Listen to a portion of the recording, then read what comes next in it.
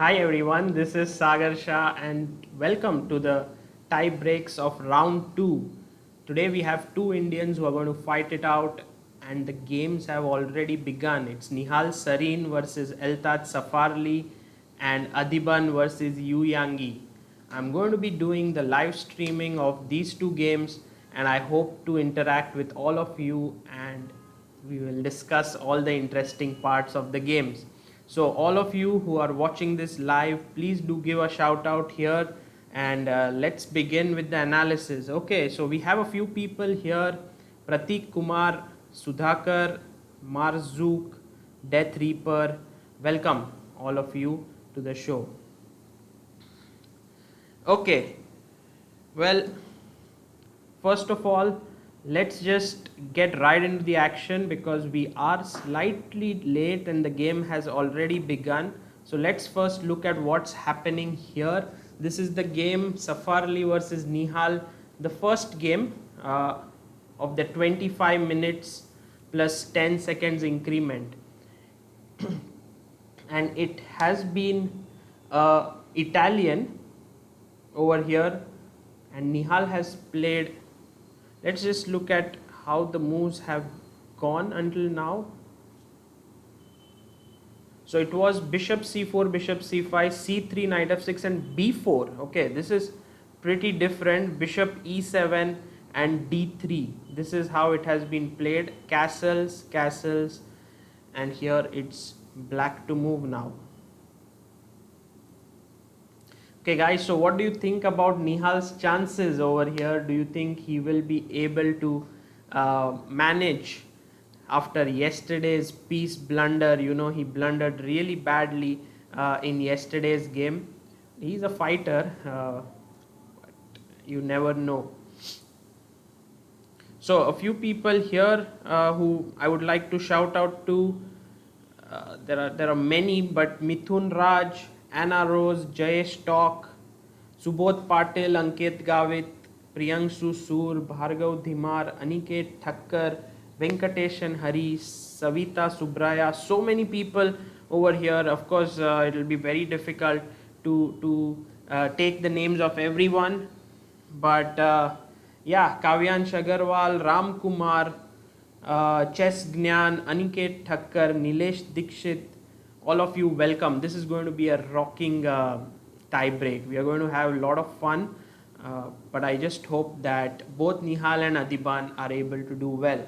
So Nihal has played his pawn to d5 and there has been an exchange of knights in the center after knight takes d5 and you can see the time on your top left. You cannot 100% believe in it, like everything is precise, but you can get an idea of what's going on in general through the time over there. So rook e1 was played and now there is some pressure on the e5 pawn here and the rook can right now knight into e5 could be a potential threat. Also b5 comes in, so I think white has to be black has to play it a little more carefully, like he may have to give up the e5 pawn, but as you can see all the pawns like b3, c3, d3, they are a little weak, so there the compensation could be. Okay, so let's have a look at Adhiban's game as well. Just a brief look over there, what's happening. Adhiban is playing with the white pieces against Yu Yangyi and this is much quieter opening over here. So Adhiban over here, let's just go through the moves. Played d4, knight f6, c4, e6, nf3, d5, knight c3, bishop b4, bishop g5, h6. This is the popular Ragozin opening. He took on f6, queen f6, e3, castles, rook c1. And if you look at the Chess Base India channel, today only we have analyzed a game between Koneru Hampi and it was I think Kashlinskaya, where black took d into c4, bishop into c4, c5 in this position. But here Yu Yangyi played knight d7, and after cd, ed, a3, he took. Of course, you have to take, you can't move the bishop somewhere because then knight into d5 would come. So takes and takes. And well, rook into c3, has this been played already? Adhiban is thinking for his move here, it seems now. Not sure if this move has already been played. I have a feeling that rook into c3 was played already. Yeah, a few more moves have happened in the game. So let me just update it. Yeah, rook c3 and then c6, defending the pawn, bishop d3, knight b6, and knight to e5. Okay, so this is where things stand right now. Black is very solid, and I assume that black can play something like bishop f5 here, yeah, like exchanging the bishops. And once these bishops are exchanged, for example, castles, bishop d3, queen d3, this looks roughly around even. I mean, okay, white has this plan at some point to play b4, b5, the minority attack, but the knight is well placed, it could jump into c4. And so overall, it doesn't look like Adhiban has got much in this position. Okay, so that's Adhiban's game. I am thinking that Yu Yangyi has come with a clear strategy, make a draw with the white pieces and then play for a win with black. This is what he would make a draw with the black pieces and play for a win with white. Let's have a look at what Nihal is doing right now, because this is also an interesting game. And as always, you know, Nihal is taking his time.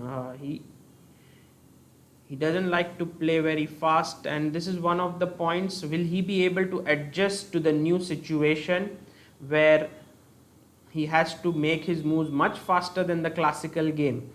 So it was knight f3, knight c6, bishop c4, bishop c5, c3, knight f6, b4 was played here. And I don't think it's very common. You usually play d3, d4 is also popular. I hardly seen games with the move b4, and Safarli yesterday surprised Nihal with b4 straight away. Today a little more conservative in that sense, played b4 here, bishop to e7.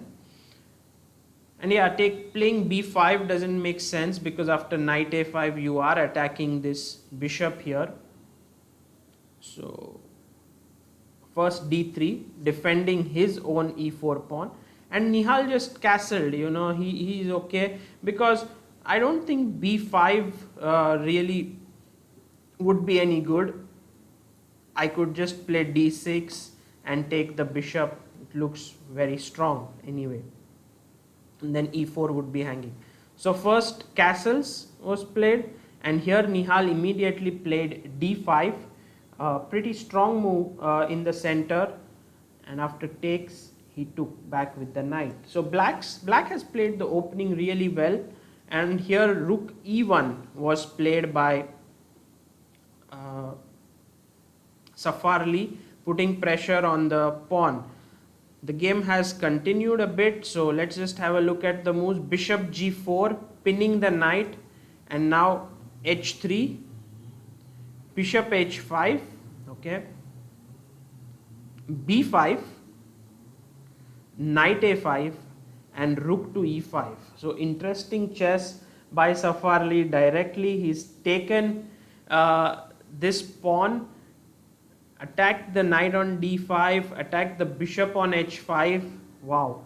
And well, what are Nihal's options? I think Nihal thought for around 1 minute here, and he played his knight back to f6. I was wondering if this knight could be taken here, but then maybe you can just play rook into h5, and then, well, black is a pawn up here. So knight f6, and black says to himself that, look, this is all overextended here, and I'm threatening to take your bishop whom you cannot protect, so I have compensation. This is the main point Also, this rook is slightly misplaced on e5. So that's what Nihal is looking at. Mind you, I'm not trying to use the engines here because I clearly realize that with the engines, you do not understand how difficult the task is of the players many times. So I want to see how well these guys are playing, and if you think the analysis is going wrong or if you have some engines out there, then please do let me know. Okay. Right, so this is where things are.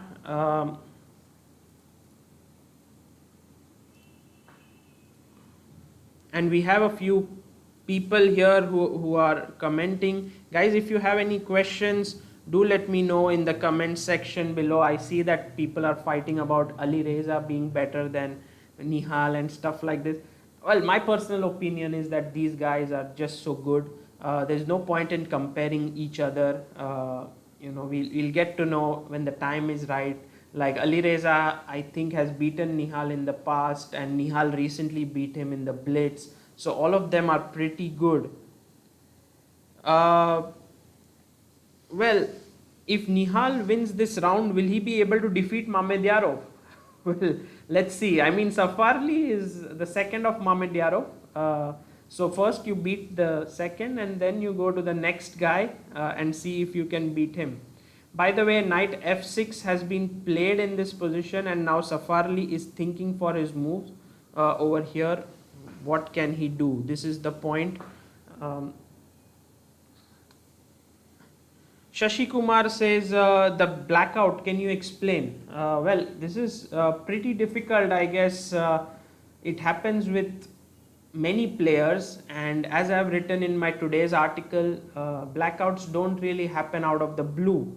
Like Nihal blundered a piece yesterday, and it's not like you make him sit in that position fresh and he will have that blackout. It's like from move number 4, when the opponent plays the Ivan's gambit, suddenly you are tensed, you are stressed. Oh my god, I have not looked at this line. You have to remember your analysis.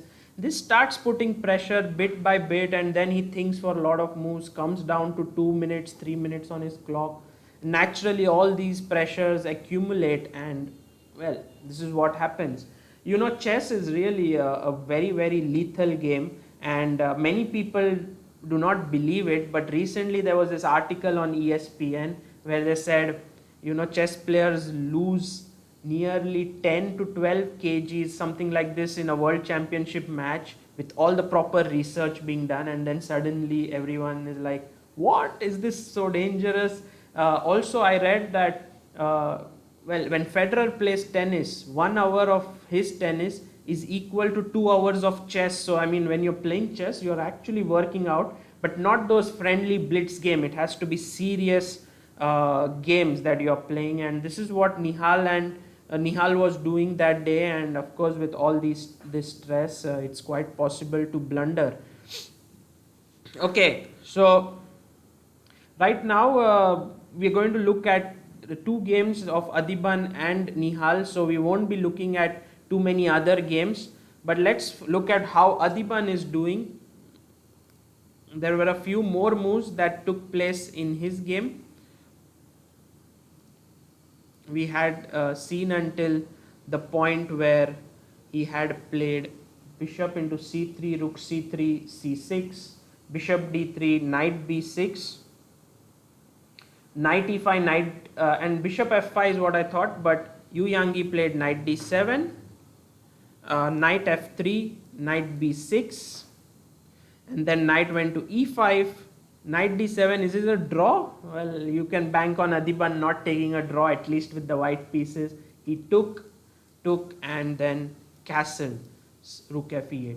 By the way, many people were discussing that what's the big deal having the white pieces and black pieces and all of this that you keep on mentioning. White is not really a big advantage. I disagree. At least psychologically, you should be putting a bit of pressure on your opponent with white, because if you don't do that, well, you are not really going to get too many chances with black. That is for sure.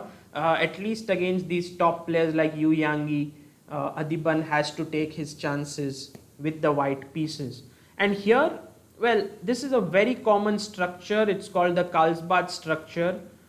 And a very common plan here is to play the move b4 and b5, because then black has two options. He can either take or let white take on c6, and either way, let's say I go b4 b5, you take this, then this pawn would be weak, and if you let white take this, then c6 would be weak.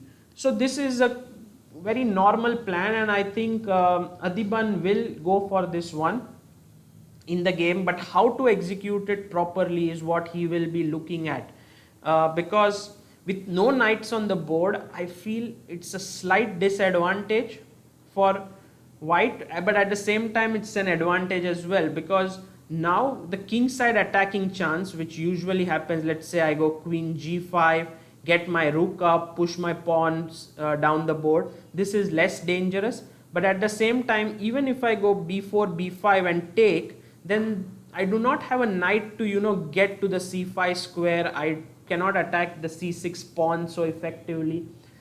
So it's a simple position, but I think white can at least try a bit over here. Okay, so Adhiban thinking for his move here, he played queen to b3 here.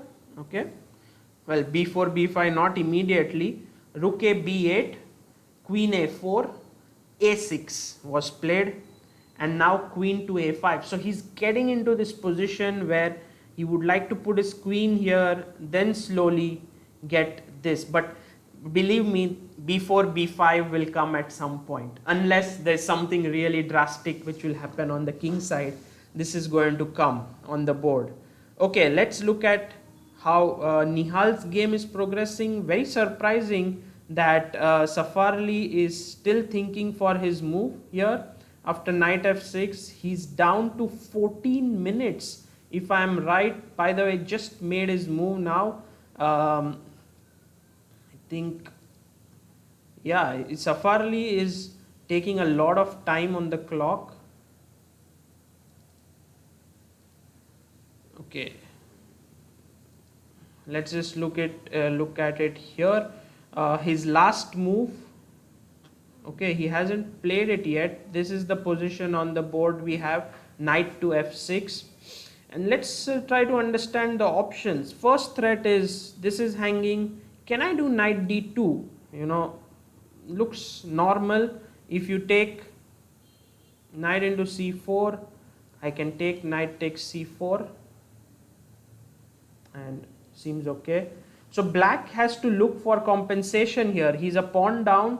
How should he try to get compensation? Any ideas over here in the live chat? Let's look at it. Knight bd2 was played. Venu Gopal Vangala just said right now, he said knight d2 is good for white in Nihal. Okay, we don't know the engine evaluation. It's important. If we look at the engines, it always makes us feel chess is easy, but it's not. Chess is very tough with all the pressure. So my thinking is I should be getting this bishop. At least I have some compensation with two bishops in the position. I could put my bishop to d6, and bishop could go to g6, and so on. Okay, yeah, knight d2 was played. bd6, Shivant M says bd6. Okay, this looks good, Shivant. I think it makes sense if you play. By the way, the times that are being shown, I would like to show you the time, but I think there is some problem here that I had put something here. Let me just see if I can get that back. Yeah, here you can see the time. Nihal has 19 minutes, Safarli down to 14 minutes, still thinking for his move is Nihal. Okay, rook bd6 was played just like Shivan said. By the way, good move, bd6, and rook e1 was played. Okay guys, what should we do now? Rook e1 comes, Now can we take on c4? This doesn't look good so much because now I can take and attack your bishop. So the bishop on c4 is not running away. Let's just wait for some time. How about putting more pressure on the d3 pawn somehow? So like a tactic which comes to my mind is bishop g6, and if let's say black plays something like knight to e5, I can take, and okay, now anyway this is hanging, but even if you played something like say bishop b2, I can take and play bishop takes d3, and then you can't really take because of check, king takes, and queen into d3. So somehow black has to try to win back the pawn in this position, and bishop g6 looks like a very plausible move, but Nihal goes for, yeah, Krishna Reddy Enegu says queen d7 with the idea of rook e8. Yes, this also looks good. You can see how white pieces are a little bit blocked up, so in that sense you could play different things, and rook e8 was played by Nihal. Yeah, this is the move. I think this shows great confidence that Nihal has on his compensation, because you know, if you take, you are not really going after this pawn, and white is a pawn up, but Nihal feels that okay, this gives him sufficient compensation here, and that seems pretty good. So rook e8 was played, and Safarli now down to 13 minutes on his clock. Just to show you guys the time here, is down to 13 minutes thinking for his move, and this is good to see Nihal on the clock ahead. He's ahead on the clock. It's not usual for him to be ahead on the clock. Yeah, Kavyansh says bg6 was the move I thought. Yeah, rook e8 came as a surprise to me. I didn't really expect rook e8 move, but maybe yes, as right now someone said in the chat, Dr. DRM.me, he said rook e8, queen e8, and then bring the other rook to d8. Perhaps, yeah, that could be an idea. Okay, let's go to Adhiban's game now. This can be interesting. We had more moves in this game. Here, let's have a look where we have reached in this game. 1 second. So rook f e8 was played in Nihal's game, and now going to Adhiban's game, queen to a5. So I was telling you guys that b4 b5 would be played here. Let me see if Adhiban has followed us, but looks like something more has happened here. By the way, queen a5, and here bishop f5 was played, takes, queen f5. Okay, interesting. Just major piece endgame. By the way, I've told you before that this is known as the fourth phase of the game. So there's the opening, there's the middle game, there's the end game, but this is like right in between the middle game and end game. So it's like the fourth phase of the game where you have only major pieces on the board. So it has both the characteristics of a middle game and end game, because this queen rook can sometimes launch an attack on the king, and here, well, Adhiban could have started playing on the queen side with rook f c1, b4, a4, but he felt that black's attack could be faster with rook e6, rook g6, and so on. So he went queen c7 first, interesting move, and his point is after queen c8, he wants to get his queen back here to defend the king and then play on the queen side. Okay, so queen g3, and then queen d8 was played, rook f to c1.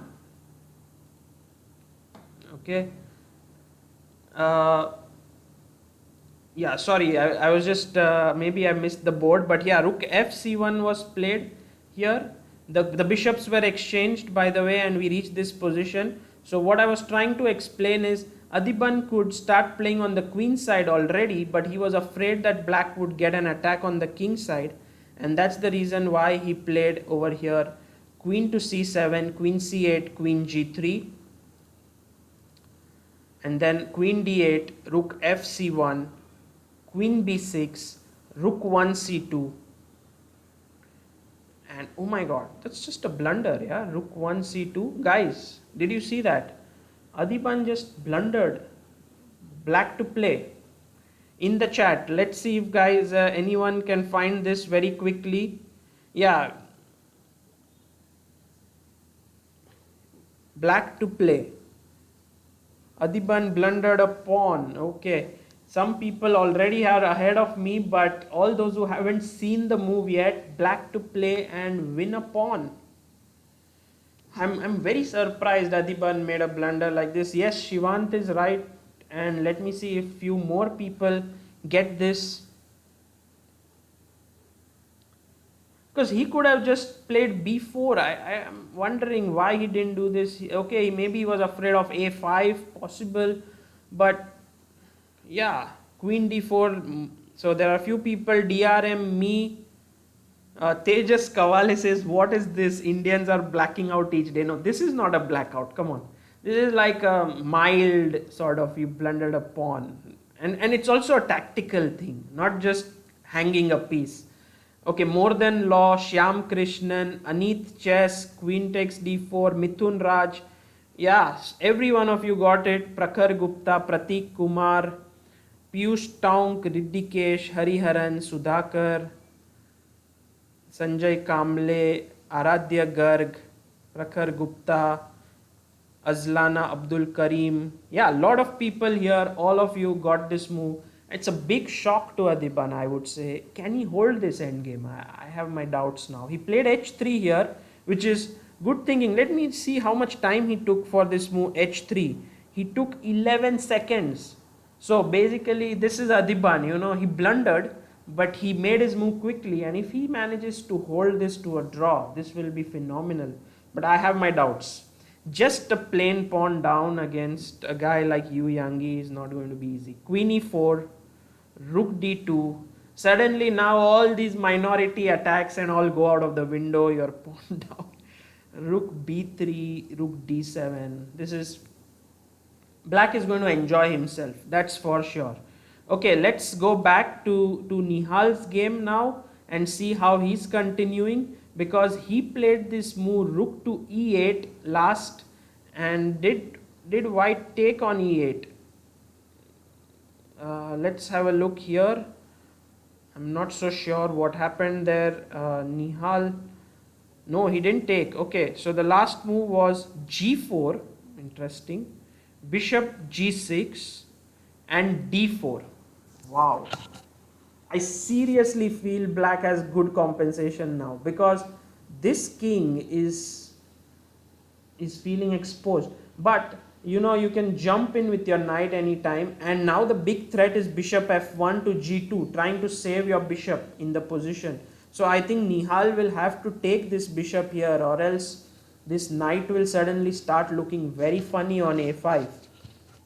So guys, what do you feel about the assessment of this position? Do you think that Nihal has compensation here for the pawn, or you feel like no, this is all going wrong? Okay, I believe he will take here, and then okay, h5. Yes, you can create play with h5 at some point. Maybe now straight away h5 or something else. Let me see, is there some tactical motive here? Like for example, what if I take on e8, e1, take on e1 and bishop d3? Does this work? Or is this just foolish? Because then he just takes on d6, take on d, and then saves himself. But even if you look at this position, you realize somehow, to me, this looks like at least slight weakening, and then with you're getting compensation. This is what I feel. Yeah, Nihal has compensation. White king is exposed. White is good, some people say. Some people think that black has compensation. Well, let's see. Time will tell. But Nihal is right now thinking for his move. About the time on the clock, he's taken on c4 here. So let's just have a look at the time so that you guys can see. Um,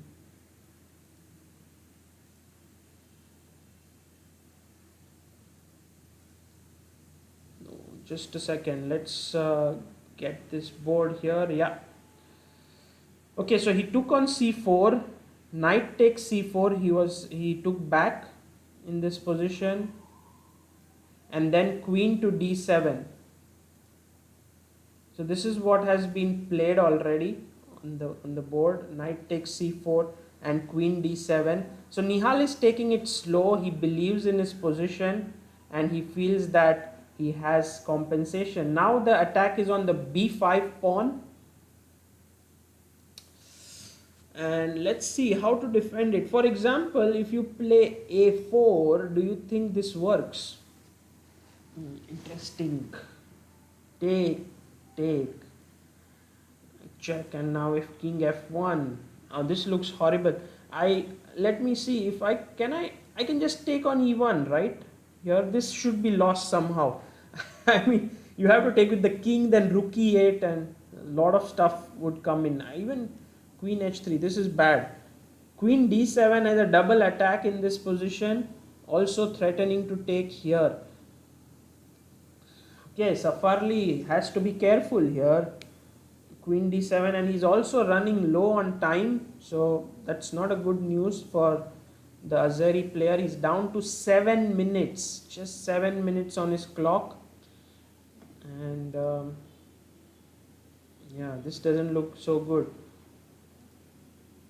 Well, let me just see, where did my board vanish? I mean, this is very surprising. I'm having a look at it here, but suddenly the board, it cannot be seen. Okay, very interesting, because with that board I can show you guys the timing, but now somehow I'm not able to get it. But anyway, let's look at the game of Adhiban here. Adhiban is in this position. He played, yeah, rook 1 c2, a pawn was blundered, and then we reached here. And let's look at, there are more moves in this position, and Adhiban is getting squashed, I think, because when you don't have a pawn in such a position, you don't know what to do. Should you exchange the queens? No. Okay, I would say exchanging the queens could have been better in a way, but Adhiban didn't exchange them. He wanted to keep them on the board. Again, it's very difficult to decide, and now b5, and these pawns start rolling at you. I have difficulties here imagining that Adhiban will be able to hold this position. So let's for now focus on Nihal's game. Rainbow Technology asks, what is the chance that Adhiban did not blunder and has some trick? No, come on. This is just blunder, pawn down. There's no trick here. It's just torture. This is big torture. Okay, let's look at Nihal's game now. Nihal is, queen d7 was played as the last move in this position. And what did opponent reply? He played knight e5. So you can see Safarli was careful because knight g4 was a threat, and so he didn't really want any problems. Nihal took on b5. His pawn is recovered. c4. Okay. And here he retreated his queen back to a6. Okay, now on first sight, it seems like black has recovered his pawn and seems to be doing okay. But this knight here is very strong, and these pawns, so if let's say white does something like bishop to f4 or even bishop to b2, it seems like white has good control, but at the same time there are weaknesses. So there could be at some point things that will happen to white's king. I would say it's a double-edged position. Very difficult to say who's better. The c4 pawn is right now securely defended with the knight. If I can exchange both these knights with two of my minor pieces, I think that would be really nice. So Nihal could think of playing rook a d8 and then maybe somehow taking on e5 and playing knight d7. This could be an idea, but it's white to move here. And yeah, bishop g5 could also be possible in this position. Difficult to say who's better. Looks dynamically balanced here. Maybe small edge for white, perhaps, because of these two powerful knights in the center, but I'm not really sure what's going on. Okay. Black queen is misplaced, says Harsh Patel. Perhaps, but it's also tying down the knight here, it's also tying down the rook here. So the queen is okay, it's not so badly placed. Okay, h5 now is, I don't like it so much because of knight into g6. And suddenly you spoil your structure, but yeah, it is possible. I mean, it's not something that you completely discount. Yeah, Sushruta Reddy says these knights look beautiful, appear strong for white.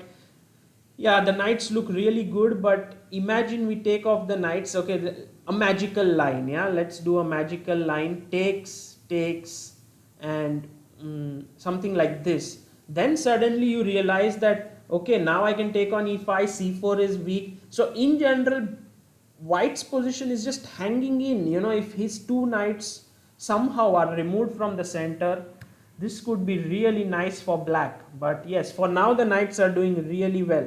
c5, says Dheeraj Darekar. That's a possibility, but maybe for white you suggest, yeah? I don't know. Let's have a look at bishop e3 was played by Altaj. I think he's played it a little more safe on e3. Maybe bishop f4 was also good. But bishop e3,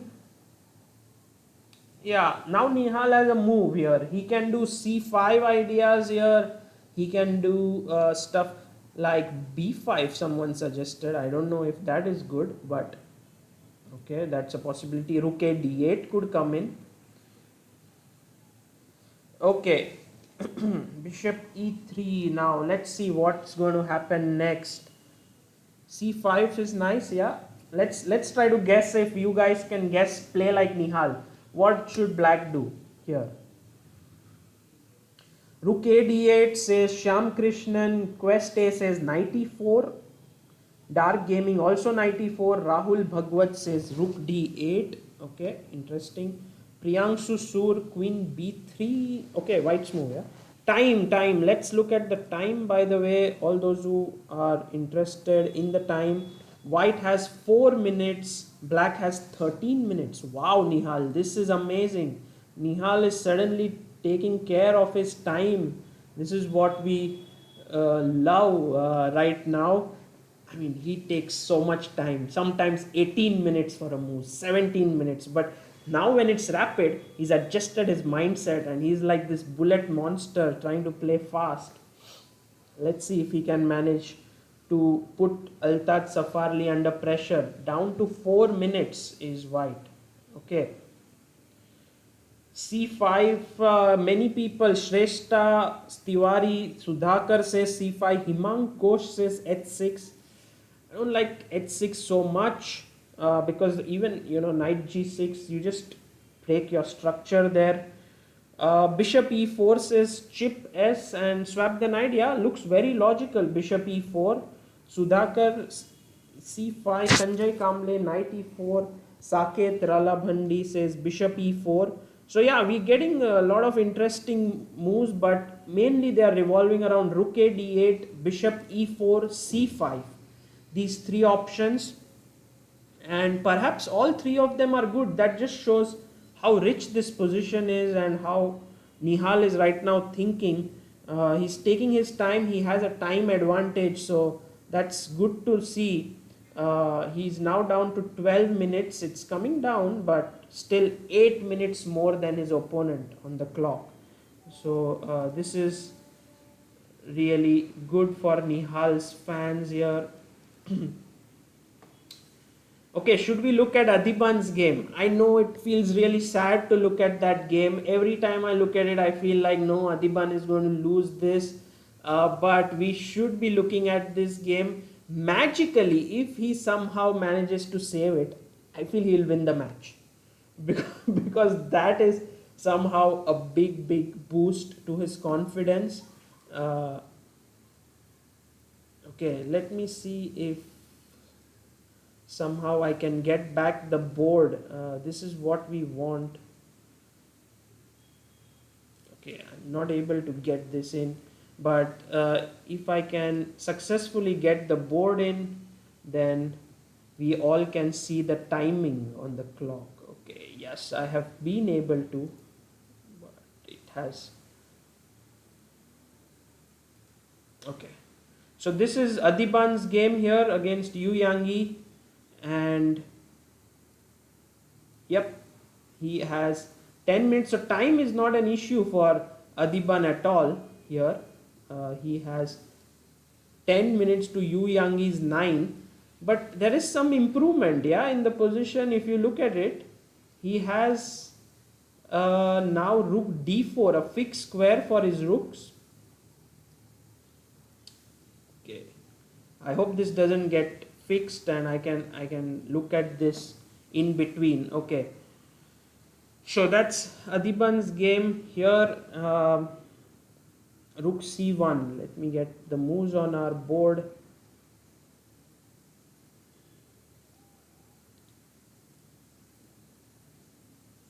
Yeah. So this is what we are looking at here.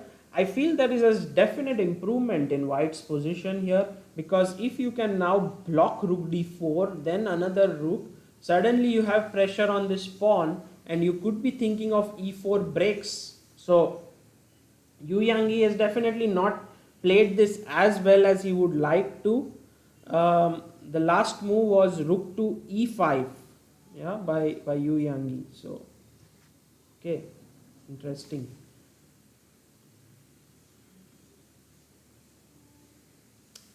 So how many of you here think that Adhiban can draw this game? How many of you think so? I have a feeling that the chances of draw have suddenly increased, because let's look at the moves. Adhiban played queen f3 here, rook c5, rook f4, b5, rook f5, queen e6, rook to c3, c4, rook f4. Okay, somehow this move c4, I don't like it. Why do you have to play c4? Maybe rook c8. Oh no, c4, now rook f4. And okay, if you have to think of Yu Yangyi as a player, then he is tactically very strong. Okay, this is one of his biggest advantages as a player. But when it comes to positional play, he is not really at that level as his tactical play. So this is what Adhiban is banking on. He is hoping that he can somehow mislead Yu Yangyi into doing something where he gets his chances, and I feel it should be good drawish chances. I would like to know from you, how many of you think draw? Lot of people think it's draw, yeah, 40-60 some say. uh, Someone says, yeah, Shushruta Reddy says, regarding Adhiban, I am remembering Anand's comments from the Olympiad. Absolutely right. Anand used to say he would never look at Adhiban's board, because at that point Adhiban would always be losing his game or something like that sort, and it was much easier to just ignore that board. And even today, Adhiban lost the pawn on d4 and he made this move h3 in like 11 seconds after that. So I'll show you on the board what I'm talking about for all the people who missed it. Adhiban first in this position played rook 1 c2, which was a horrible mistake, just blundered a pawn, and then he played h3 in like 11 seconds. Who does that? If I was white, I would be like, no, come on, this is horrible, how did I make a mistake? But that's Adhiban for you. He just is able to recover much faster, and that there are reasons why we call him the beast. It's not for nothing that he is so. Okay, now let's have a look at Nihal's game. What's happening? Okay, he cannot win this. I'm sure. I mean, Adhiban cannot win this. Rook a d8 was played by Nihal. So all of you who found the move Rook a d8, well done. Rook a d8 was played here in this position, and Queen b3. So Eltaj moving faster. He's still 4 minutes. Nihal has taken a bit more of his time. I don't know. He's down to 6 minutes if my clock is to be believed. Then Nihal is down to 6 minutes. That's not good news. But okay, he's still 2 minutes ahead on clock. What do you do now? Queen b3. Some ideas here. Looking at c5, this pawn on f7, you need to be a little bit alert there. But Nihal is definitely looking at things where he wants to get rid of these knights here in the center. So knight d7, possible. Bishop e4 is something I want to do, really. I want to play that move. So let's do the guessing game once again. Yeah, we have a few moves suggested by everyone. That is, sorry guys if I'm not able to take all the comments. I'm trying to look at the live moves. I'm trying to look at the time. I'm also trying to shift between the games, and well, I missed some of the comments, of course, but I hope I can interact with you more in the break perhaps. Okay, so Bishop e4, says Keshav Mundada. Shivan still Bishop e4.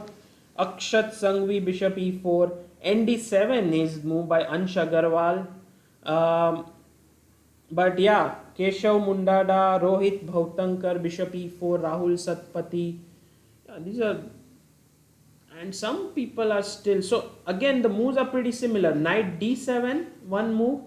Bishop e4, another move. c5, another move. Yeah.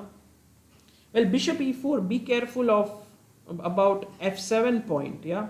Like, okay, this doesn't work. King takes c5 because you have bishop d5 and somehow you are safe there. But what if I play c5? This looks bad, yeah. Just take, and bishop d5. This should be good for black. I'm thinking, are there any tactical points like this? But no, once you break your structure like this, I don't think this is any good. But Nihal once again thinking for his move a lot. I don't like it when he starts to think a lot for his moves. He may come under time pressure. Again, if my clock is to be believed here, he is now down to 3 minutes 30 seconds. He has less time than Safarli. Come on, Nihal, you need to play a little bit faster here. This is important because, but you know what? Nihal's favorite pastime many times is he likes to play 10 seconds with 1 second increment. This is what he does many times. And this is what many youngsters like Pragnananda and everyone do. I got to know about it at the recent camp with Kramnik. They said, okay, let's play 10 plus 1, they told me. And I said, okay, 10 plus 1, nice, 10 minutes plus 1 second increment. And then there was like 10 seconds plus 1 second increment. And I said, what? You guys are not even thinking. But they were making good moves, and so they are very quick in that aspect. So more moves are coming in. Queen b3, c5 was played by Nihal in this position. Knight takes g6. And now there is an option. Do you take with the f pawn or do you take with the h pawn? Both look plausible for sure, but of course I think h pawn looks much safer. And is it some kind of a pawn sacrifice? Because let's say if d into c5, well, I can't really take the pawn on c5. Maybe I can go back in this direction. I could also go back here. So not so sure as to what Safarli is planning after hg6. But c5, knight g6, these moves have been made on the board, and Yeah, knight g6, and Nihal is taking his time. He's down to 2 minutes on his clock. And yeah, let's try one last time to get the board into the screen so that you can see time. Okay, CD4 first. People are saying CD4 first. I completely missed that. You can take this first and then take on G6. Interesting. That's nice to know. Yeah, CD4. Let's see if Nihal can do this, because this looks much better. Like, I take with the bishop and then take this, and yeah, you've not lost a pawn, and somehow C4 has started to become weak. I think if this is the better move in the position, yes, Nihal should be able to find this. He is usually good with such things, doesn't miss out on such tactical opportunities. But he's taking his time, and this is worrying because he's down to 1 minute now. Okay, we know 10 plus 1, he's good, but still down to 1 minute. This is really dangerous. I mean, yesterday he had this blackout when he had less time. Okay, we have moves. He took on d4, bishop d4, edge g6, and he's down to 1 minute 10 seconds. Safarli is smart. He started to move quickly. Rook takes, rook takes. Positionally, this looks better for black. I feel so, because, uh, but tactically, are there some tactics in the position? Like some move like c5 may come, then suddenly knight could jump to g5, and these tactical opportunities could give white good play. But otherwise, I think positionally, it looks good for black. This pawn is weak. Okay, queen b5 was played, and it is an invitation to exchange the queens. But is Nihal going to accept it? Because if he takes, at least white has improved his structure by in a big way. While if he doesn't take and he plays queen to a3, then you are attacking this knight here. And okay, g5 and queen e8, this plan, but first the knight is hanging. So okay, maybe come back, possible. uh, c5 and ng5 wins. No, I don't think so. That was winning. Forced to exchange on queen into b5. Yeah, but queen a3, am I missing something very obvious? Okay, maybe just a pawn is lost. Yeah, after this, and you take on b7, something like that. Rook c8 by Nihal. Look at this. Nothing is obvious. Rook c8 he played. He wants now, if you take, I take back with the a pawn and then take this. But this pawn is hanging on a7, rook c4. Looks around equal. Yeah, now I don't think there's too much play left in the position. Yeah, okay, rook c8. Queen a3 was a mistake, as rightly pointed out by someone. Queen into b7 was hanging. But now rook c8 takes, he should take, I guess, on a6. And then ba6. And Nihal should be okay with a draw. After all, he was black here. So, should be okay. Okay, let's look at, I have a feeling this will end in a draw, says Anit Chess. Yes, I too feel so. This should be a draw.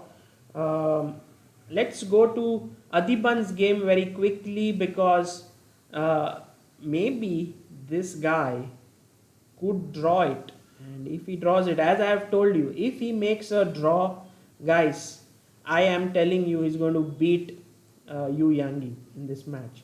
So rook g4, queen e6, rook d4, a5, queen d1, a rook was exchanged, queen f6, and now Adhiban is confident. Okay, you want to exchange the queens, I am okay with that, because then I have the move e4, and then there are really good drawing chances. So Yu Yangyi is thinking for his move right now. Yu Yangyi is down to 6 minutes. He took, there are some moves, took, and king f8. Isn't e4 coming in here? I think Adhiban will do e4. King e7, ed, king d6. Yeah, his king is coming in very quickly. That's the point. And then you use your king, and with your queenside majority try to push it in. Okay, looks interesting for sure. But this is a good improvement over what you had after you blundered a pawn with queen into d4. This is a good situation to be in. But if you don't play e4 here, and if black gets like straight his king to c5, that's bad. So you must play e4, king e7, and here now the question is what to do next. I mean, stopping the king from coming to d6 makes no sense. Just play king e6 here, f4, and king f5 perhaps. This doesn't look good. No, no, this doesn't. So you must take, but then king d6, and then is a4 possible somewhere? But then I have king c5, and I'm just in time, as black to come in.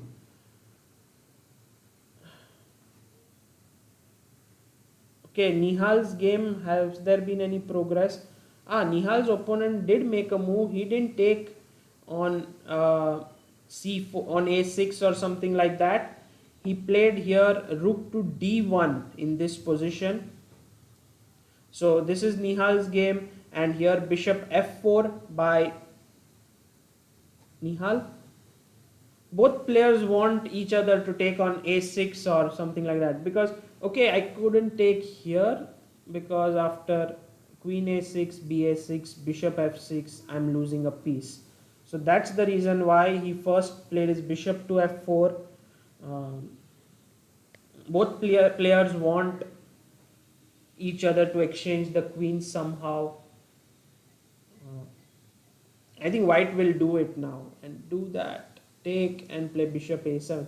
So suddenly it seems like Nihal's position is going to get into a draw. The game would end in a draw. And so the more interesting game definitely is Adhiban's. And he's taken the other break in the position. Smart Adhiban. Let's just have a look at what happened there. In that game, Adhiban has played not e4, but rather he's gone for the move a4 in this position.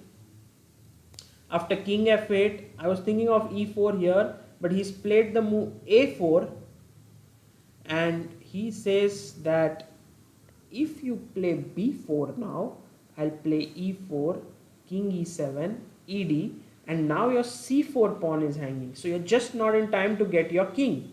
Smart. Okay. So what happened next in the game? Adhiban after a4, Yu Yangyi is thinking for his move. Not so easy. A4. Well, if you play ba, this is interesting. E4, rook b7, rook d5, rook takes, rook takes. This doesn't look good. I think black should be winning somehow here. Yeah, ba looks much more logical than b4 at least. Yeah, he took on a4. That's what happened in the game, ba. And here he played e4. Okay, Adhiban, and I think rook b7 will continue that game. A few more moves have been played in Nihal's game. Here after rook d1, bishop f4, take was played, and bishop e5, bishop into e5, knight into e5. And next move was king f8,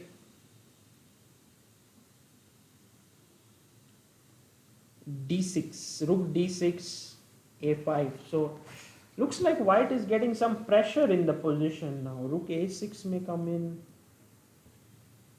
and he can cement his knight with f4. Is this going to be some problems for Nihal?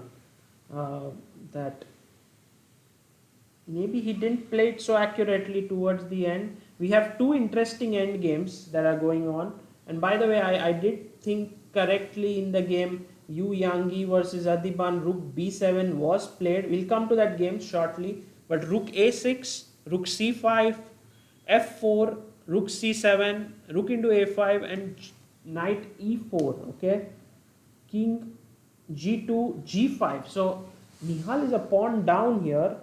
This is not looking great for Nihal here, and the times situation is both are down to 10 seconds on the clock.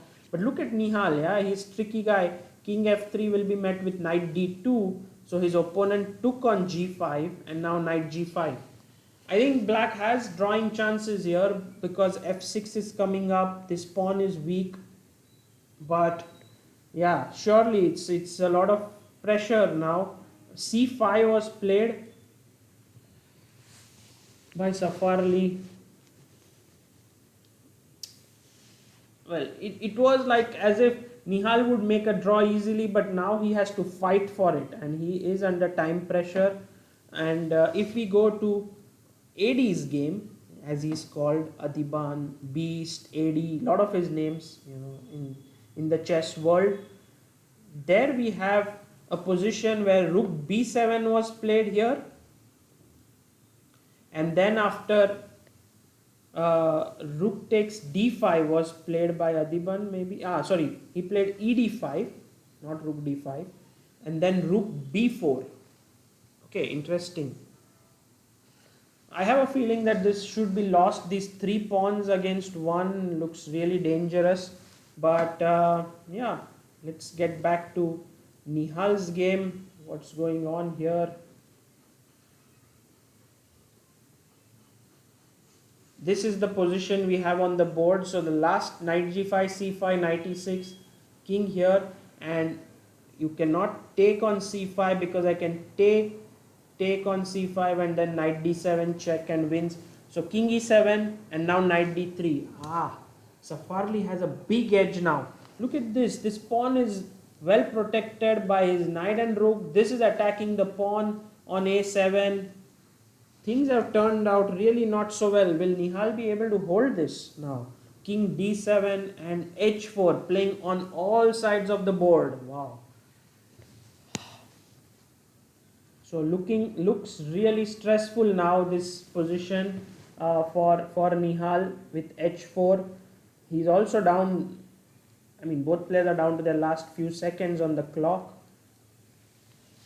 And Adhiban is defending that rook endgame. We'll stay with this game, with Nihal's game for now. It looks interesting. And also the question is whether Nihal can hold f6, king e4, king e7, playing on both sides. He's threatening to come this way as well and go this way. King e7, a3, knight d8, knight f4. This is quite difficult now. Knight d5 check is threatened. We have some more moves. And king f7, knight to d5, rook d7. So slowly and steadily white is pushing black behind. His pieces have come in, and I would be very surprised if Nihal can hold this now with just 10 seconds on his clock. Some tricks are required for Nihal in this game. Looks hardly possible. Safarli is completely in control, and as I had previously mentioned, he's a good blitz player. Rook a6, knight e6, rook c6, and the pressure is on here now. What next? Rook c6. He played a few more moves now. So if you make a move, you get 10 seconds increment. G6, rook c8, rook b7, c6, rook b1. Okay, rook has come down to the board, trying to get some counterplay from behind, some checks from below. Here he can check a bit. Safarli plays rook to a8 here. Now this is hanging with a check, and game over, guys. This is really bad news, I feel, but it looks like lost. And yeah, Adhiban also lost. This is what everyone's saying in the chat. Yes, Adhiban lost his game. Well, let's focus right now on Nihal's game, can he hold this? If he can magically survive this, this is going to be tough. Knight e3, f5, takes. Oh my god, is it something happened? No, not yet. King f3 can just be played, or even king d3. Something will come. Yeah, king d3 was played. But Nihal has got some play now with his f pawn running down the board, perhaps. Not so easy.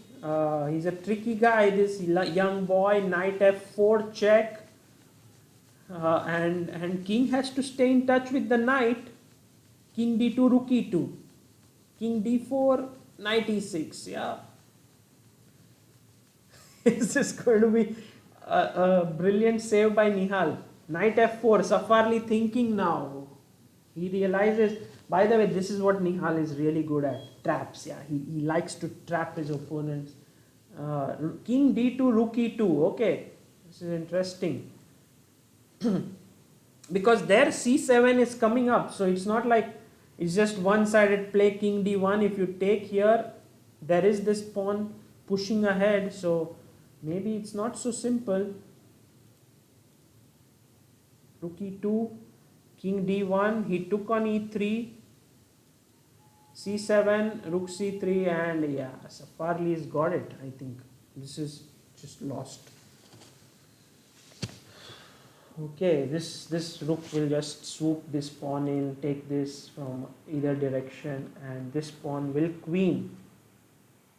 Okay, you can play on, but this is not enough. So guys, it looks like Indians have lost both the games. This is not great news, but well, it is quite possible. It was quite possible when we began that this would happen, but I was not really sure that. I mean, I felt Nihal would be at least drawing that game. He lost it from a rook a7, king h4. And you know, one of the advice which I had received in such endgames is that if you have the rook and a passed pawn, it doesn't matter how many pawns you are down. Like here, a pawn. So even if black had another 2 pawns here on h7, g6, he should be winning, because a passed pawn and also the rook pawn is knight's biggest enemy. And here there's only one pawn, so yeah, Safarli should easily win this.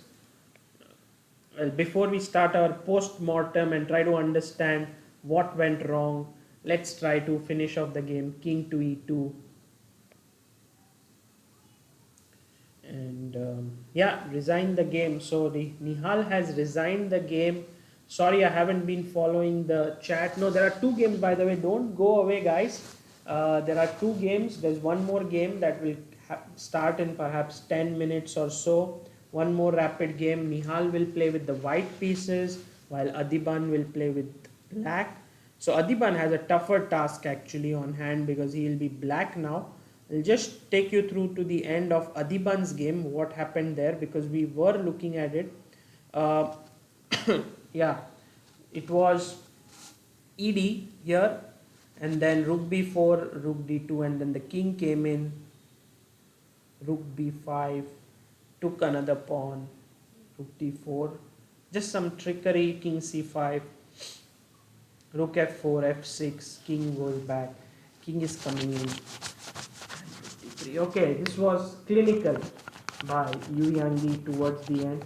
I had some hopes in this position somewhere, not with the rook, maybe it became a little bit simpler, but somewhere around here I felt like this is where there were some chances, but no, actually it was not to be.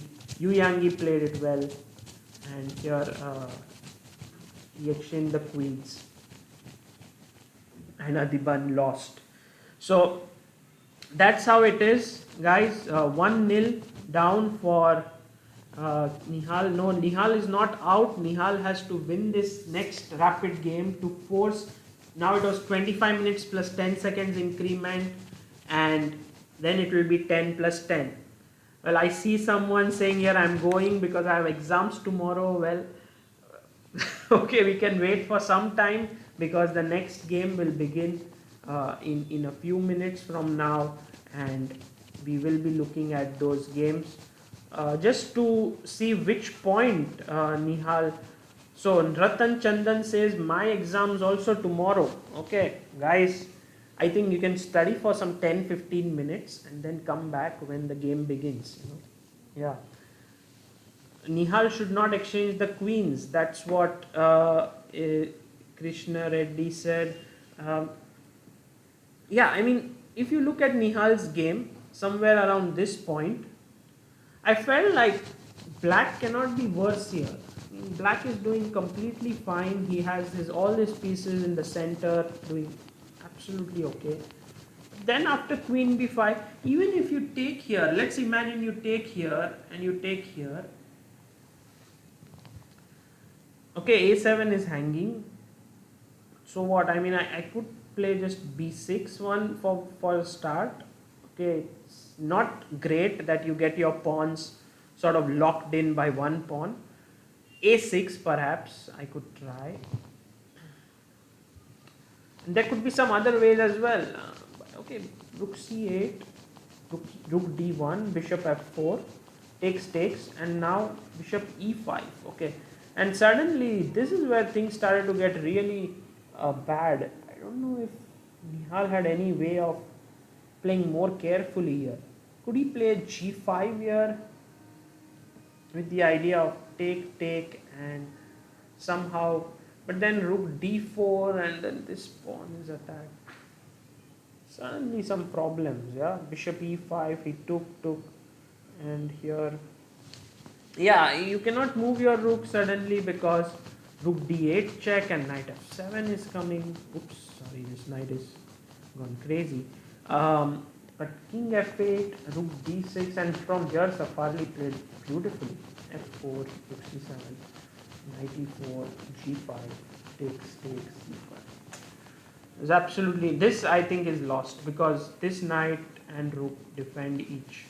So my guess is somewhere take on b5 and play that position and should be fine.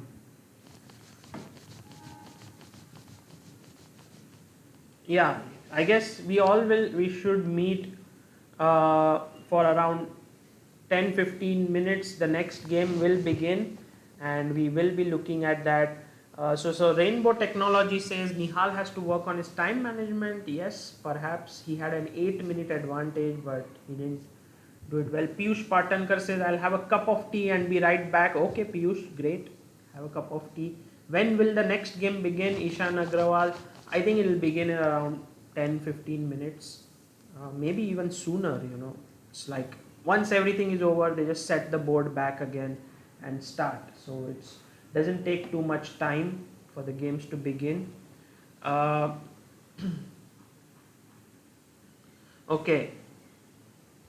Bhavesh Rock says, please call out my name. I request. Okay, Bhavesh. Great. Omkar Mozar says, please don't change from Nihal's game to any other game from next one. Okay, fine. We have two games to look at, Adhiban and Nihal, and well, we'll try to balance our time between the two. Okay, Bharat Rajnaik says, very good coverage, thank you so much. Sanjay Kulkarni says, what if Nihal wins the next game? Well, if Nihal wins the next game, then the match goes into 10 minutes plus 10 seconds increment of 2 games. If then again 1-1, then 5 plus 3, 2 games, and then again 1-1, then you go into the Armageddon. Okay, that's how it works. Okay.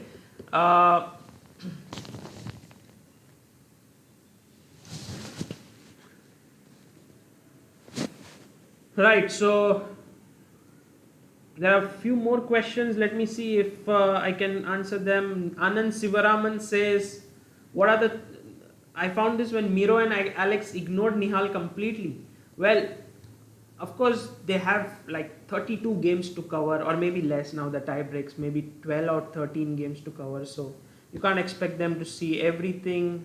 While for us, 2 games, that's manageable. Even that was becoming a little difficult towards the end. No Science with Ravish says, I was watching video and also studying. Nice, good, that's good. But when it starts getting intense, I think you should keep the books away. Pawan Kishore Gogoi, we can see the tournament live. There is no live feed video over here, but okay, we can see the moves. 123 Sicily says Daniel Hufa versus Maxen is very instructive for rook versus A and H pawns. If you could cover in the next video, sure, I'll do that. By the way, all of you here, please watch the video which was I just made recently 4 versus 3 Arvind versus Adams, and also Kasparov versus Piquet. Please have a look at Piquet Kasparov on the Chess Base India channel, just published yesterday. It's really, I worked hard for that, and I think you'll learn a lot. Well, if Adhiban wins the next game, same thing, 10 plus 10. That's how it's going to be developing. Mithun Raj says, is the book Meran and Anti-Meran System by Alexei Drev available on ChessBase website? I think so, but I'm not sure. I have to check. But if you go to chessbase.in/online shop, or just go to Chessbase India, chessbase.in, and click on online shop and search there, put Drev, Drev. I think if it comes up, it is there. Otherwise, it is not. Uh, okay, it was. I guess you guys enjoyed this overall. Okay, and so two, three things. One is, if you are not subscribed to ChessBase India, do subscribe here. The other thing is, there is a super chat button here at below the smiley face. If anyone would like to contribute this to the super chat, can do so. It's just your way of saying that you enjoyed this commentary. And secondly, if any of you have something interesting that has, you feel about the game, please comment in the live section of the chat so that we can interact. Okay, many people saw 4 versus 3. That's good to know. 4 versus 3 was seen. Like Anand Sivaraman says, it was very instructive. There was one more person who said they liked it very much, so that's good. Okay, so should I take a small break? I'll charge my phone a bit. I'll try to drink some water, get the slides prepared. I have to change the names a bit and stuff. And then I'll come back in 5 to 10 minutes, um, and we will begin once again. Yeah, that's good. So guys, stay tuned, and I'll be back with you shortly.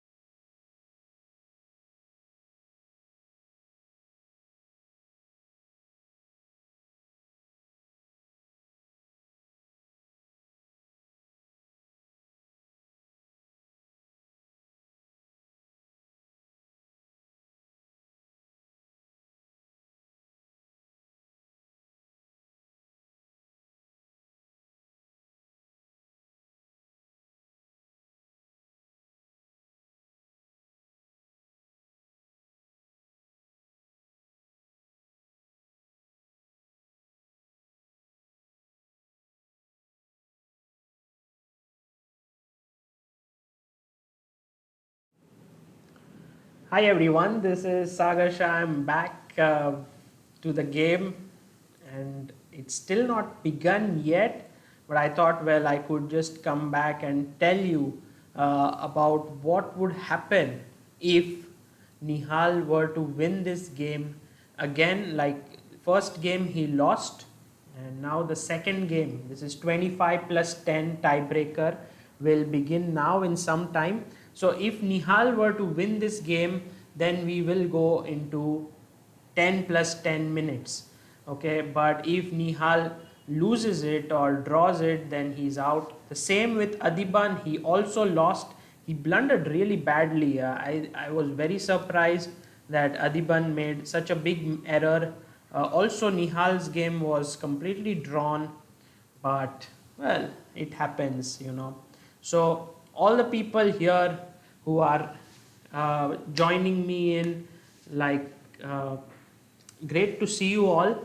There's Mithun Raj who says I'm from Tamil Nadu. Then we have well, Krishna Reddy just told me not to call him Krishna Reddy. I don't know what the name. Could you just mention it again? I need to remember it. Anand Sivaraman is here. Aneet Chess, Shivam Gada, Death Trapper. Oh, the game has begun. More than law. So let's go to the games and let's have a look at how things are going. So I saw that Nihal played what? Knight f3 first move.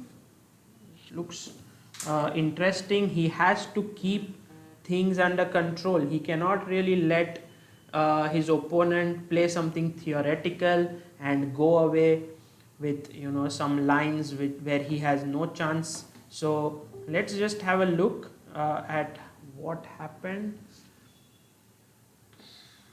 And yes, as we start to go into the game, I'll be speaking with you guys a lot more, but for now let's just have a look at the initial moves of the game. Second, let me just get the board here. How does it work? Yes, here we have it. Oops. So Yu Yangyi Adhiban is okay. It's a Sicilian in that game, and in another Nihal Sareen versus El Taj. Okay, so now I'm going to get the moves very quickly for you guys. Sorry for the slight delay, but recently this has become Knight f3. Okay, this is Nihal's game. Knight f3. d5 e3 has started to become a very potent weapon to play for win, because sometimes you go c4, sometimes you go b3, sometimes you can go d4. You can play it flexibly, and people like that when they are in a must win situation. Gone are the days when you play mainline theory when you want to play for a win. Now you play sidelines and you play something which the opponent doesn't know, or both of you don't know, so that it's a fresh position. Now, okay, c4, c6, knight c3. This was played by Nihal, and this is the position that we have on the board. I think there are a few more moves that have been played. And if I'm not mistaken, then we have reached sort of a Schlechter system in the Slav, because that's pretty well known, the Schlechter system. So g6, d4, bishop g7, bishop d3, castles, castles. Okay, so pretty well known. I have played this position many times with white with my bishop on e2. So over there I don't have to worry about something like bishop g4. But even this position looks pretty normal. I mean, black usually takes on c4, so then it doesn't make a difference whether you have bishop on e2 or d3. And this is pretty normal stuff that has but white has a good position here.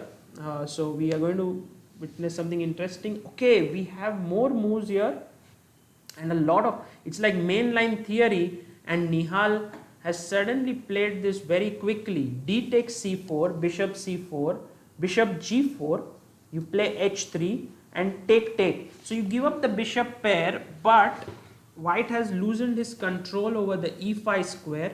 So now knight d7 with the idea of e5. And so after rook d1, he did play e5. And this is mainline stuff because d5 is now met with this move, if I'm not wrong, e4. Yeah, this is where this move comes in, e4. This is a pawn sacrifice, and it was sort of a lot of games have been played here, and it has been analyzed to some kind of a draw, and then suddenly white finds something, and the entire line is sort of, there is some activity in it. So let me see if Nihal has something up his sleeve, because from the times I can see that Nihal is 26 minutes and 55 seconds. My god, this guy doesn't really want to think this time. Knight into e4 I think he took over here, and then knight e4, queen e4, and knight to b6. Okay, interesting. And now you can't take d into c6 because, well, the rook is hanging. So if you move the bishop, I guess you can take, and even a position like this, imagine reaching a position like this. This is just very, very fine for black, because your rook is coming in, your bishop really would like to move, but then b2 is hanging, so this is good compensation. But Nihal has something up his sleeve here, and he plays the move queen to c2. And if Auruk's book has, he has mentioned this move as some chance for for white to play for an edge. This is what I remember, because if you now take cd, okay, how should we continue? I can move the bishop away, maybe bishop e2, and then I can play against this pawn with bishop f3. Somehow this pawn is a little weak, and I can then get my bishop out, something like this. Even here I feel black should be close to equal, but nothing much, but at least something is happening. The other way to play is to take this and cd5, but now you don't exchange the queens, you keep them on the board, and we reach a position like this. Queen b6 maybe, or queen f6, some possibility. So basically Nihal will be a pawn up, but because this bishop is so powerful, you have to be careful your bishop is not developed. So after queen to c2 in this position, Eltaj is taking his time. He is thinking for his move, and that seems like a good sign, because Nihal is now 26 minutes 55 seconds while Eltaj is the clock correct? Let me just check. Eltaj has 20 minutes on his clock. Yeah, 20 minutes. So not a big time gap here, because Eltaj also has a lot of time.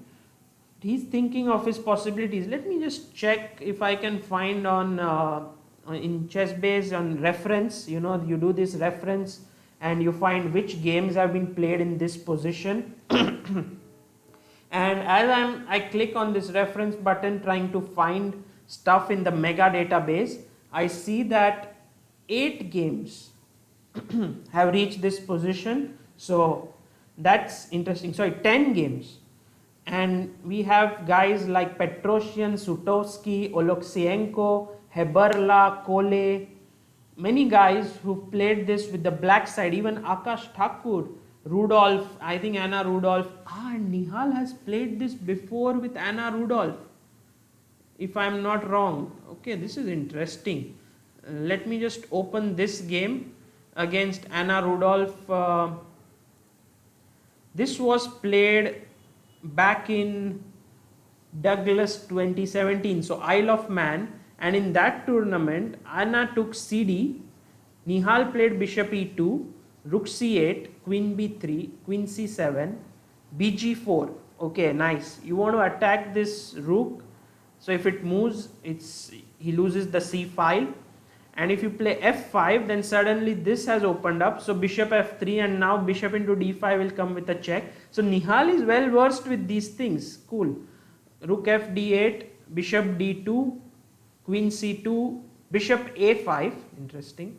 Takes, bishop b2. So Anna recovered the pawn, but after rook a2, bishop e5, g3, Nihal has the bishop pair, and look at this. He's now a pawn down. He's just playing it coolly. Very interesting game.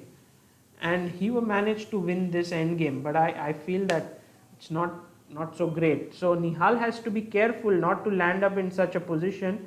And we have a move in the game. Instead of cd5 as Anna Rudolph played, Safarli has taken on c4. So knight into c4 is played, and this is another move in this position which is popular, and I think Nihal will of course take this. Is d into c6 possible? No, not really. Yeah, this shouldn't work. I can at least go knight d6 back, or even queen h4. No, this is good. Okay, so you must take the knight, and here I think Nihal is thinking now all of a sudden. Why is he thinking for his move? If you play this opening like 26 minutes and 55 seconds on your clock, and suddenly you're thinking, I don't know why would that, because you take on c4, right? I mean, d into c6 doesn't work. Okay, while Nihal is thinking for this move, let's go to Adhiban's game over here.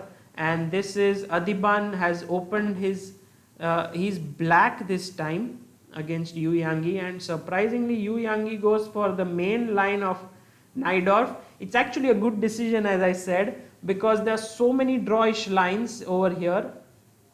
But Adhiban goes for, I think, something which is not very supposed to be very good for black theoretically.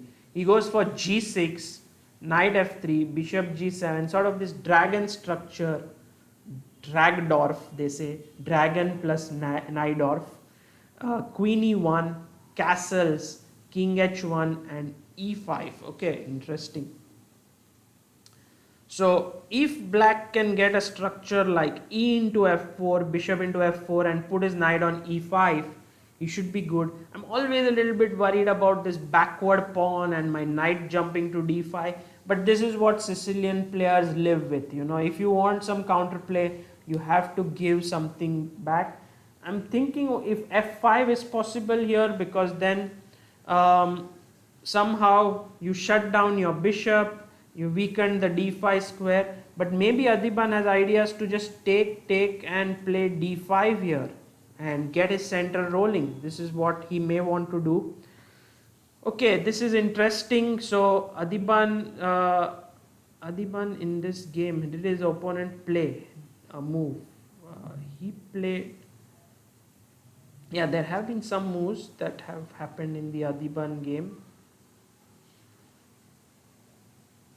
And he went a4. So in this position, Yu Yangyi went a4, knight to c5. And you can say that Adhiban should be happy with what's happened in the opening, because he's got a fighting position, not a drawish one, and he could try to outplay his opponent. Usually, if in such games, if you don't get something out of the opening, if you get a worse position, then it becomes really tough. You know, your opponent is 2-7, 6-3, and he has draw odds, sort of. If he makes a draw, he's through. So you really are in a tough situation.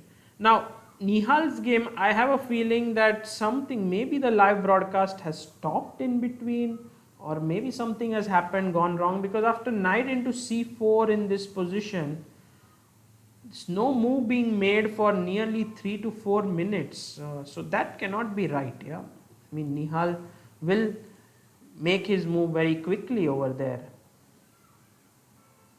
Okay, I don't know if any one of you has, he played d into c6. Swagatam, oh my god, so he's played d into c6. Amazing. I was expecting him to play queen c4 cd and play something here, but Nihal, I guess, was recollecting his analysis. Has this been played before, or is this a novelty? This is what I need to check. No games at least found in my mega database. I don't know if the live database, what does it show? In chessbase, if you press enter, you can see the live database below. 0 games found, guys. This is a novelty by Nihal, and I am interested to see if this works. It looks like a gamble. Two things I can do. First of all, I'm thinking of queen h4. What happens here? You have saved your knight. C into b7, I think you win this pawn.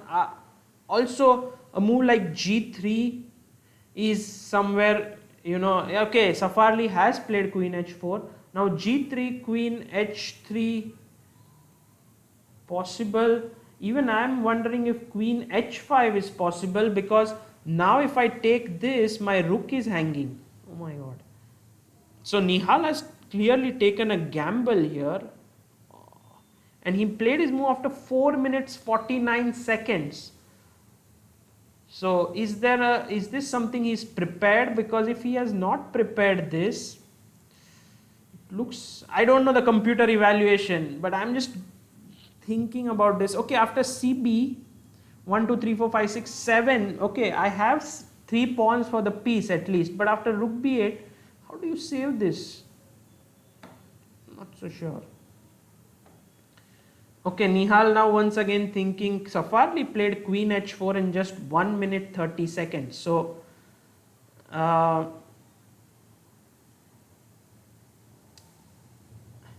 okay, someone,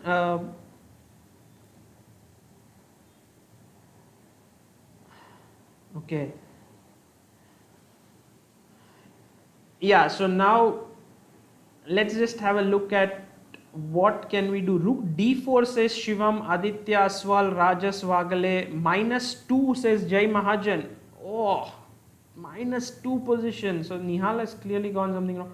Rook d4, I can just take and bishop goes back. This doesn't work. It's not a pin.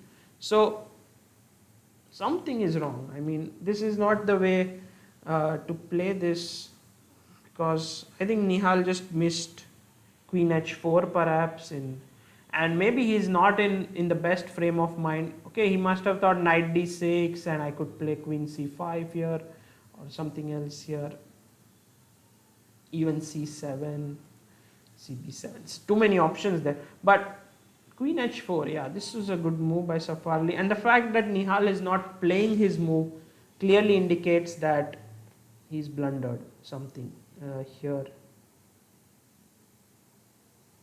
Okay, that's bad news. I think I'm trying to look at some way to get compensation, like g3, queen h5. There's no way you can win the piece. Next move, I'm just saving this guy, over here. So,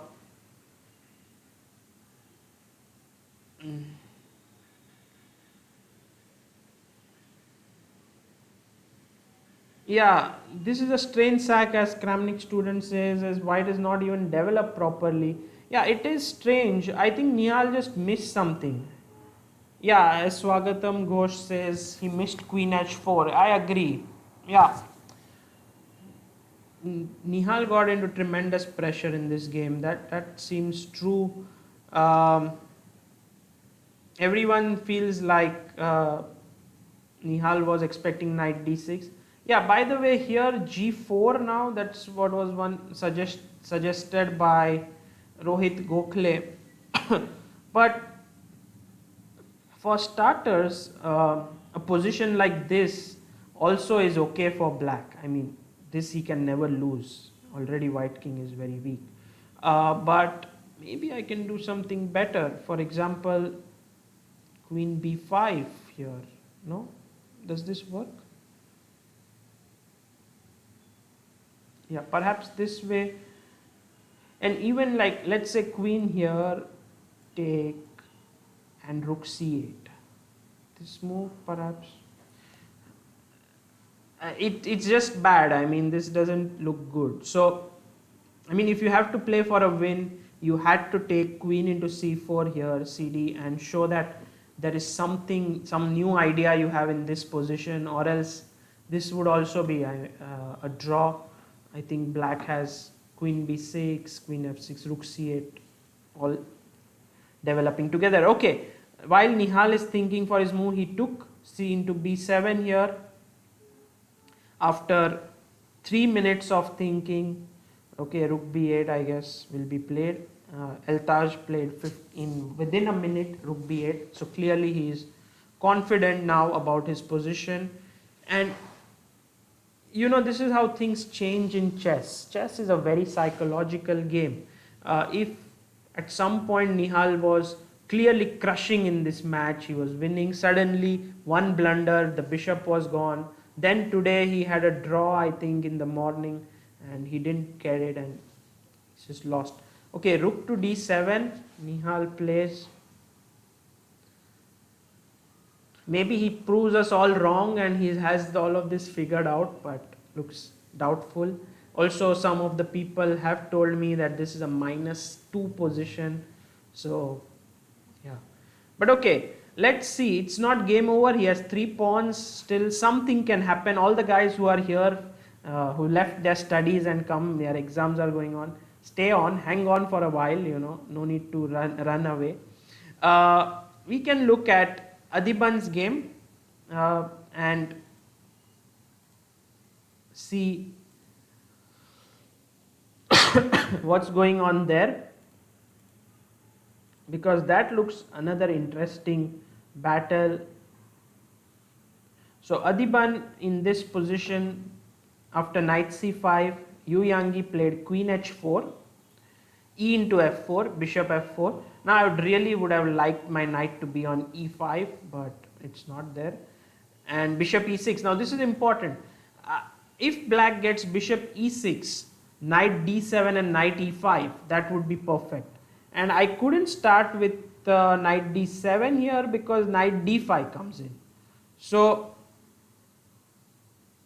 here you go bishop e6, e5 was nice. I think Yu Yangyi goes e5 here, because if he doesn't do that and if Adhiban is able to get in knight d7 to e5 in this position, then black should be doing okay.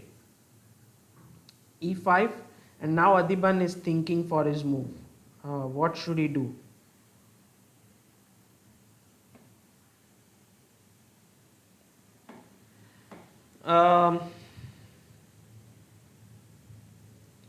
So guys, what are the possibilities here?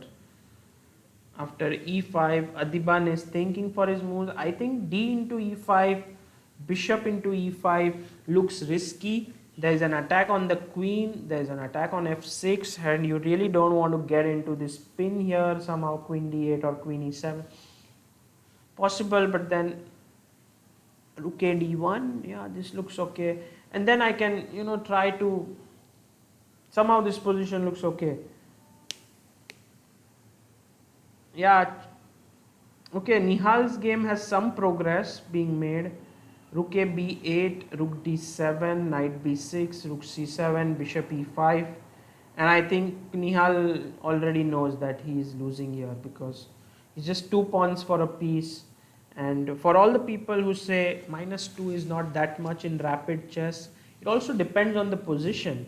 If there's something, you know, if white had 2 more pieces here and black had 2 more pieces, then yes.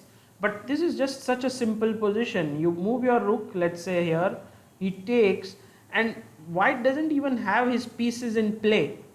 So for such a position, I don't think it's enough, you know. Okay, -1, whatever is the evaluation, let's keep that apart, but just looks very easy to play for black in general. I mean, engines could differ in different amounts. I can put my rook to d8, I can put my other rook to d7. It looks easy. Okay.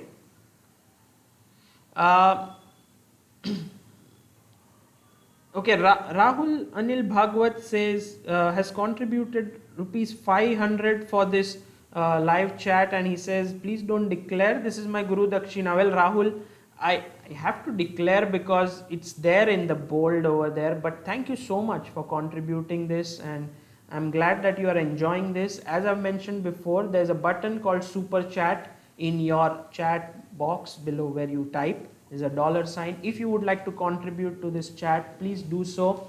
And as I always mention, the amount doesn't matter, it's just the intention. So thank you so much, Rahul, for doing this. Okay, so Kramnik student says, this reminds me of Anand's collapse with Karpov in Lausanne, 1997 final rapid with knight g6. Yeah, yes, but he reached the finals at that point. I mean, it's true. It's similar like that. Nihal was playing really well, um, and then rook c7 here, bishop e5.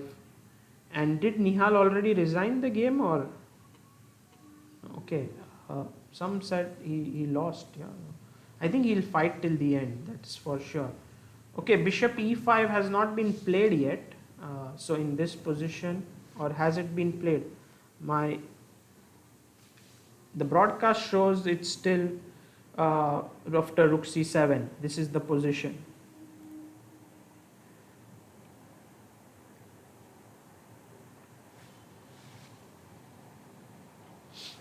Okay, yeah, this is, I mean, yes, sure, you can say that this will be a very big lesson for Nihal, and he will learn a lot out of this if he loses this, but surely he was doing really well, and I was feeling that if he plays guys like Mamedyarov and stuff, he will, you know, maybe give them a good fight as well, because the level of his moves was truly excellent.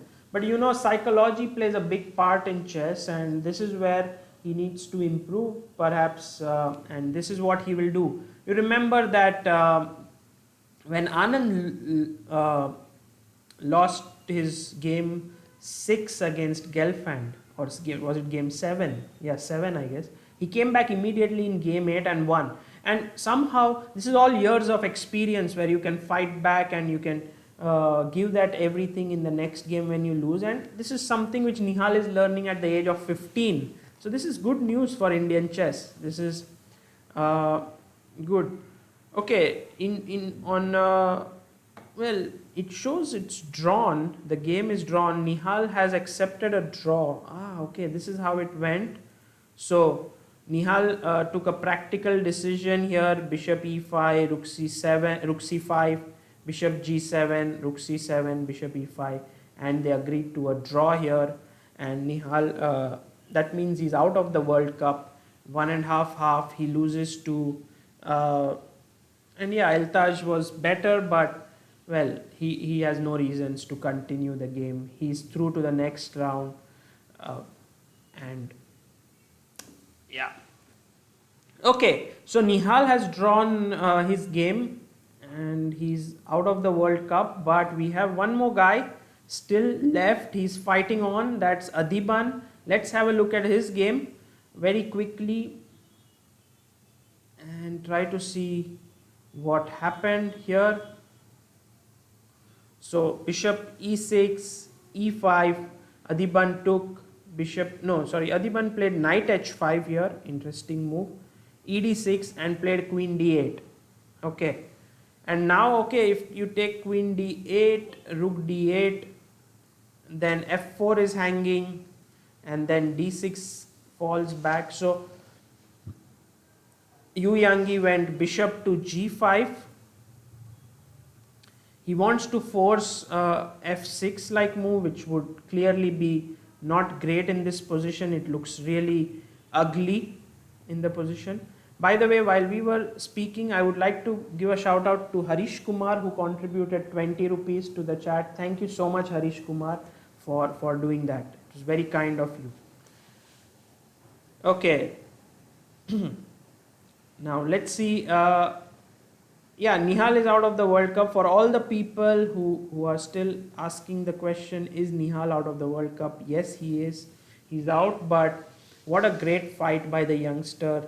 And if you enjoyed Nihal's games, just mention that in the live chat, because, or, you know, he played really well. I think yeah, as Harshit Ranjan put it right now, the last chat, Nihal lost because of inexperience. He will come back for sure. And he's going to play in Grand Swiss. So we are going to look at him very closely there as well. Okay, now in round 3, we already have Vidit and we have Hari Krishna. Two people who are already in the round 3. And now if Adhiban somehow manages to stir up things in this position against Yu Yangyi, he might be the third one. Okay, Rohit Gokhale says, any reason why Pragu didn't participate? Well, in general, there are ways to go to the World Cup. One is that you need to be in top 5 in Asian Continental. The other one is that you win Indian Championship. Then there are some more ways, but Pragnananda didn't go through any of this, and also Nihal didn't make it in top 5 of world of Asian and so on. But Nihal got a wild card from FIDE president, and that's how he made it. And he clearly made sure that his wild card was deserved. He showed it there. But Pragnananda didn't qualify. While all of you asking where he will be playing next, I think Prag is going to play in World Youth and World Juniors in India, in Mumbai and Delhi. So we'll be looking at him in action there. Okay, and yeah, Anand Sivaraman says, I was expecting a deep surprise run from Nihal. It was looked so perfect. But well, yeah. Chess is quite cruel, yeah, many times.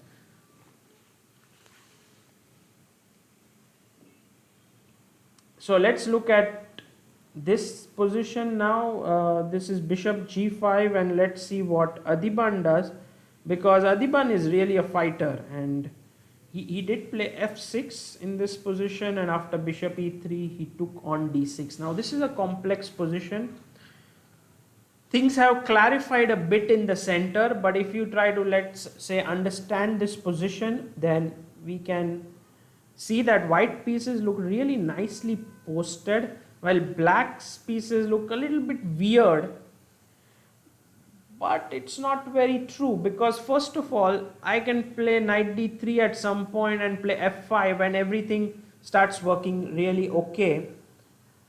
And white doesn't really have any tactical ways of playing right now. Yes, c5 is hanging, but okay, bishop c4 was played by Yu Yangyi, and then rook a e8, rook a d1. This is how the game continued. Okay,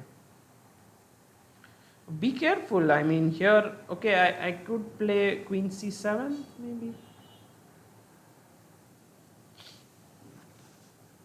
I think the chances of Adhiban finding a win in such a game is quite tough, because overall he's down on time as well. I think he is down to 7 minutes while Yu Yangyi has 17 minutes. So there's a problem there, and also the position looks sort of equal. It's not much happening. So if I take here, I can take back with the knight. I don't really want to take back with the rook, because then I think queen c4 is a strong move here. Looking here and looking here. Yeah, Adhiban did play queen c7 here, and now it's white to move in this position. So all of you watching this live, do you think Adhiban has chances here? What do you feel? Okay, Adhiban looks worse according to some people in the chat. White is winning. Okay, interesting. How is white winning? First of all, that is the question. Let's try to figure out. Knight d5 might be an option. See, this is a hanging, sort of a loose piece. This is a loose piece. Something should happen on those pieces there. Knight d5 is what I am thinking perhaps is one possible move. The other move which could be possible is bishop into c5, queen into c5, bishop e6, rook e6. But here, I think black is doing okay. I don't see a way for white to get an advantage very clearly. So what are the other possibilities in this position? It's important to try to understand. I can't see tactics happening immediately. Something with g4 is possible, so that this guy here. So like if I take, and now g4 doesn't come because you already have the knight there. But then knight d5 attacking the queen, and then next move g4 trapping the knight. Is this possible? Maybe this is possible, but in such sharp positions it is very difficult to understand. Okay, Sagar A asked, how is this tournament linked with candidates? This tournament, two players, top two finalists go to the candidates. This is the way.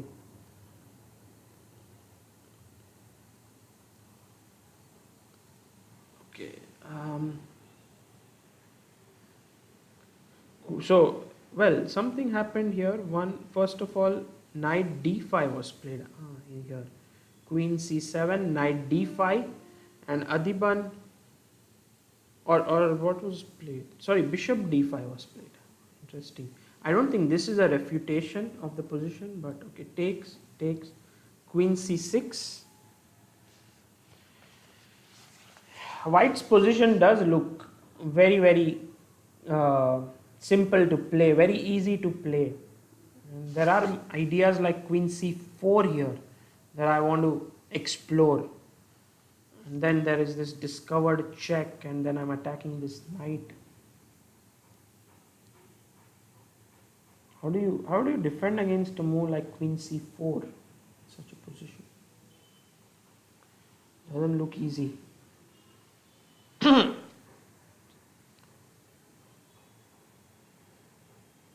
Okay, by the way, Shyam Krishnan just contributed ₹100 via super chat. Thank you so much, Shyam. He says, good job, Sagar. I'm great fan of your channel. Keep it up. Thank you so much. It feels really great for all the people who are watching this. We have been here since 3:30 and it's been 2 hours, and well, the results haven't gone our way, but I hope you guys have learnt a bit from here.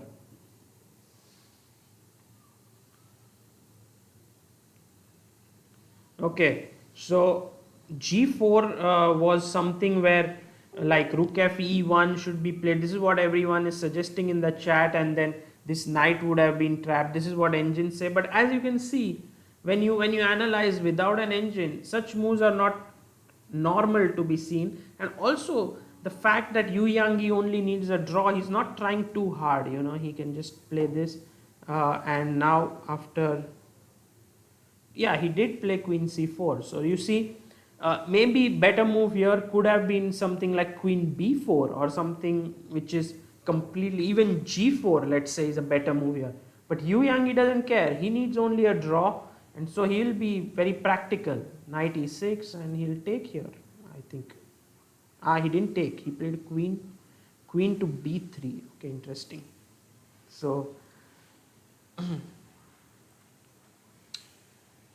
and now g4 is definitely a threat because the knight would be trapped. Can you do f5 here?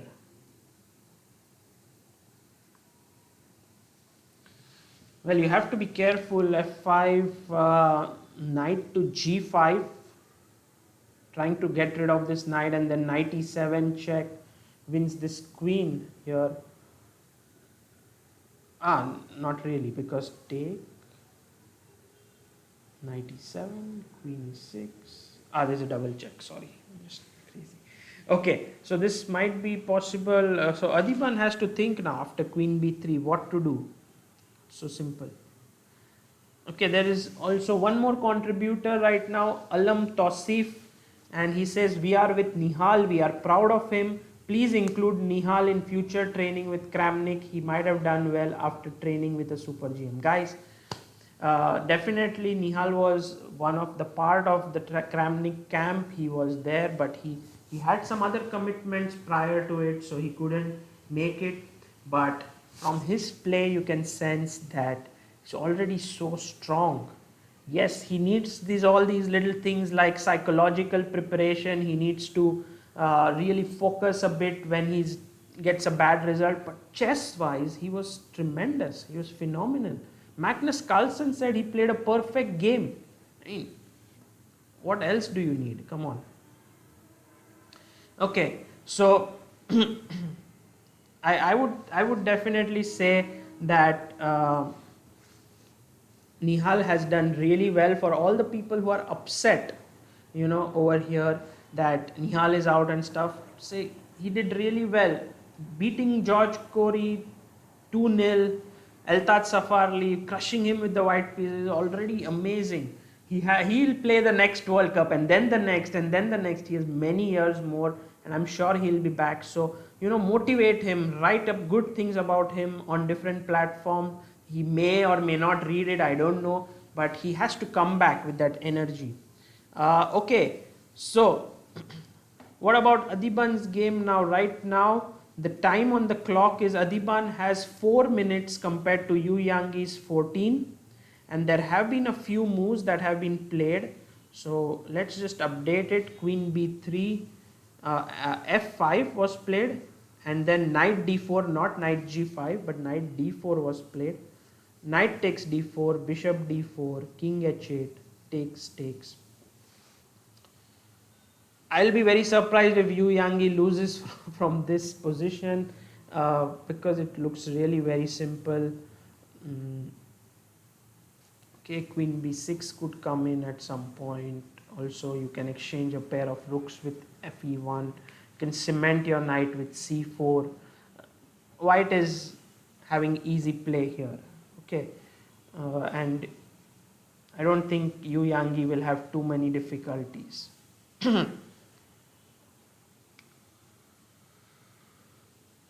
Okay, so knight. The only reason why I feel that this game is not going Adhiban's way is because there is not much dynamism in the position. How can he create play? If you are okay, let's say you are white. I play the move c4. How do you create play as black here? Okay, rook here, yeah, something. Or maybe I should do, if I do queen b6, you have queen. So it's not yet very simple, but maybe rook f e1 here. This is maybe something that Yu Yangyi can try. He played the other rook d e1 in this position. Black has this majority here as compared to white's majority on the queen side. So there's a small imbalance. I think if the queens come off the board, at least you can start thinking about getting your king in. Black's king can come in faster in that position because he has a ready-made route over here, whereas white king will take time. It's all theoretical right now, but you never know. Things really unbelievable things could happen in the game. GK Murlidhara has contributed 40 rupees in the live chat. Thank you so much, GK Murlidhara. I know him well. He's from Bangalore and a big chess promoter there who organizes tournaments. So great work by you, and thank you for your contribution. Okay, so Adhiban now, in order to create some play, goes g5. Well, he had to do something, so he's coming up with some new novel ideas. And then after that, he played c4 and f4 and a5. So interesting. As we said, there was these pawn majorities on both sides. So black has started to use his pawn majority on the king side, while white has started to use his pawn majority on the queen side. But yeah, this was nice. I mean, g5 was a nice move because suddenly you now at some point would want to play f3. Okay, I'm thinking about this idea like take take f3. Does it make any sense or not really? Because if you take gf, at least I create a weakness. Maybe it doesn't look enough. I can go like this. Because black king is also a bit weak, like queen c3 check could always come in. And about the time right now on the clock, Adhiban has 4 minutes, Yu Yangyi has 14, and there have been a few moves. Rook into e1, rook into e1, and rook e8. Okay, so Adhiban says, let's exchange everything. Maybe he takes with the queen now, yeah, threatening a mate.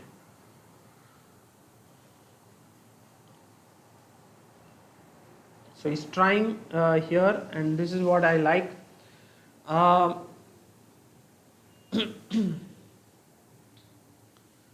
okay, I'm going to come back to some of the chats which I missed a bit. Okay, so rook e8, queen e8 was played here, and now this position.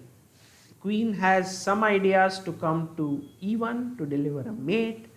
Also, queen e2 is an idea.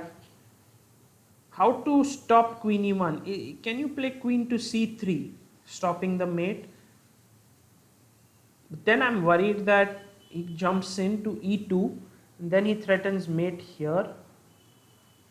Somehow this knight and king are boxed in, but the queen alone can do some damage. Queen c3 was played, yeah, sure. So queen c3 was played by Yu Yangyi in this position.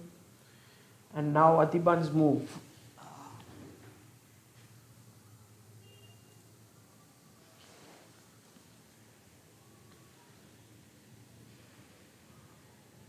Do you think he can come up with something here, Adhiban? Queen e2, king g8, of course, impossible because of knight f6, and this knight is pinned. So you need to move your queen somewhere so that you can start moving your king free or knight.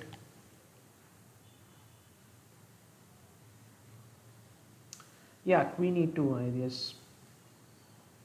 I mean, you play this and then see what happens next. This is what Adhiban should do, I guess. He's thinking now, he's down to 2 minutes 45 seconds, so he's really low on time now. Yu Yangyi has 11 minutes. Adhiban can't make a draw, so things looking a little bit bleak for the Indian player. Queen e2, how do you stop these mates? Here. It's not simple. So maybe you will have to play a move like h3.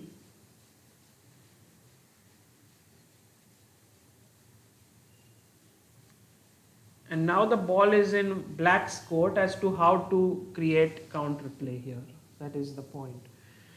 Not easy to create counterplay. You want to get your king in, king g8 perhaps, so that the knight frees up. But then knight f6 check, king f7, knight h7. I don't know. This position maybe you could try. Like knight f5 maybe, or knight e6 here.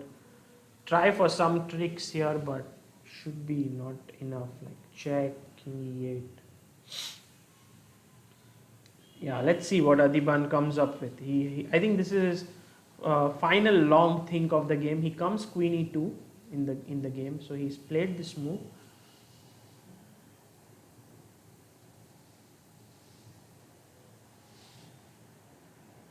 Yeah, some people are asking about Vidit, Wesley, and everyone. Let's focus on this game. Once this is done, we will come back to all the predictions about round 3 and stuff.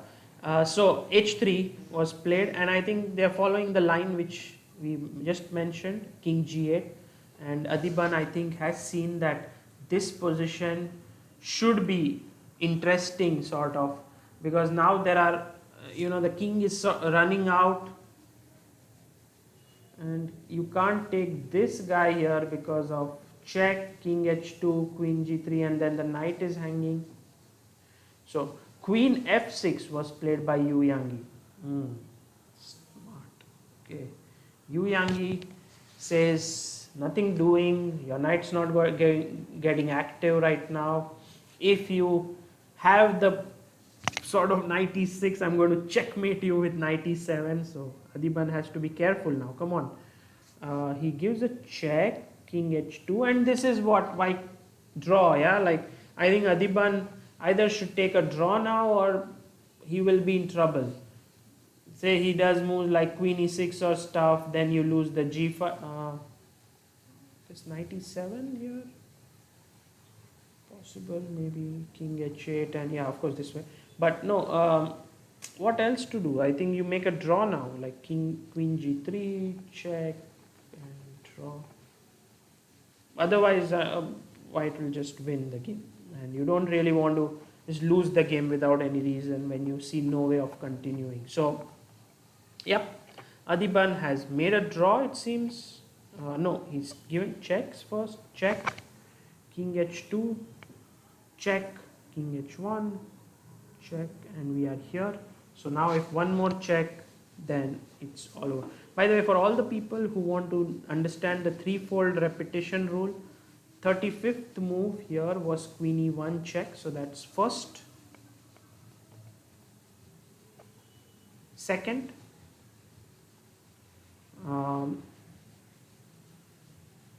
so it's still, there is some time, yeah, like, and now if you play check here, now if you give queen e1, that's third time, and white can just stop the clock and say, I'm going to play the move king h2, I claim a draw, and he gets a draw. But knowing the fighter that Adhiban is, I think he won't accept a draw here, but I don't see how he can play for a win. It's a good game by Yu Yangyi when he was under pressure, like, you know, he had to defend in this game. He was very easily able to make this draw. Yeah, draw accepted. So that's it. They checked a few more times, and Yu Yangyi was confident that he will be able to make a draw. And so that's the end of round 2 for Indians at the World Cup. And now I can take some questions from you guys. Yes, so the point is Nihal is eliminated, Adhiban is eliminated, Arvind Chidambaram is eliminated, and now, so we started with 10 players, we came down to 5 in round 2, and now we are down to 2, Hari Krishna and Vidit. These are the only 2 people that are left. And yeah, we must check the game between Alexienko and Johann Sebastian Christiansen as to what happened. Does anyone know what happened in their first game? Because the one who wins between them will face Hari Krishna. So I'm just trying to check what happened in the game between Alexienko and Johann Sebastian. First game was won by Alexienko, and the second game, which is in progress right now, over here between them, it seems like Christiansen, who is playing with the white pieces, it's equal. So maybe Hari Krishna will play Alexienko and Vidit will play Wesley So. Okay. Now all of you here who are here for this, thank you so much for joining me in. All the people who are here, let me just take a few chat comments, I missed them.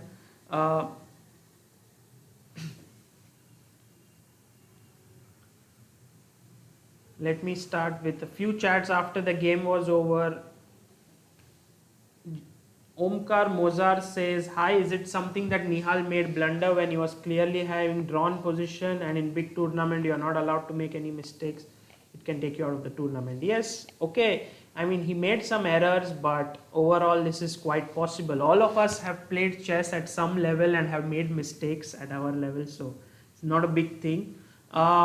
GK Murlidhara, drawn, thanks Sagar and Chessbase India, the chat was highly interactive. Thank you so much Murlidhara for also contributing via super chat. All those who would like to do so, finally can do so, contribute via super chat if you enjoyed this show. How many Indians left? says Rishabh Iyer 2, Vidit and Hari Krishna, India number 2 and 3. So a lot of things for them. When will Pentala's match be? Indrajit Patil. Tomorrow at 3:30 p.m. he will take on mostly Kirill Alexienko from Russia, 2671. Aditya Aswal says chances of Anand to get into candidates, only one chance, which is to play the Grand Swiss, and over there if he wins the tournament, which is happening from October 9th, it's a Swiss tournament with 160 players including top 100 players in the world. If Anand wins it, he gets to the candidates, or he should get a FIDE wild card from the president.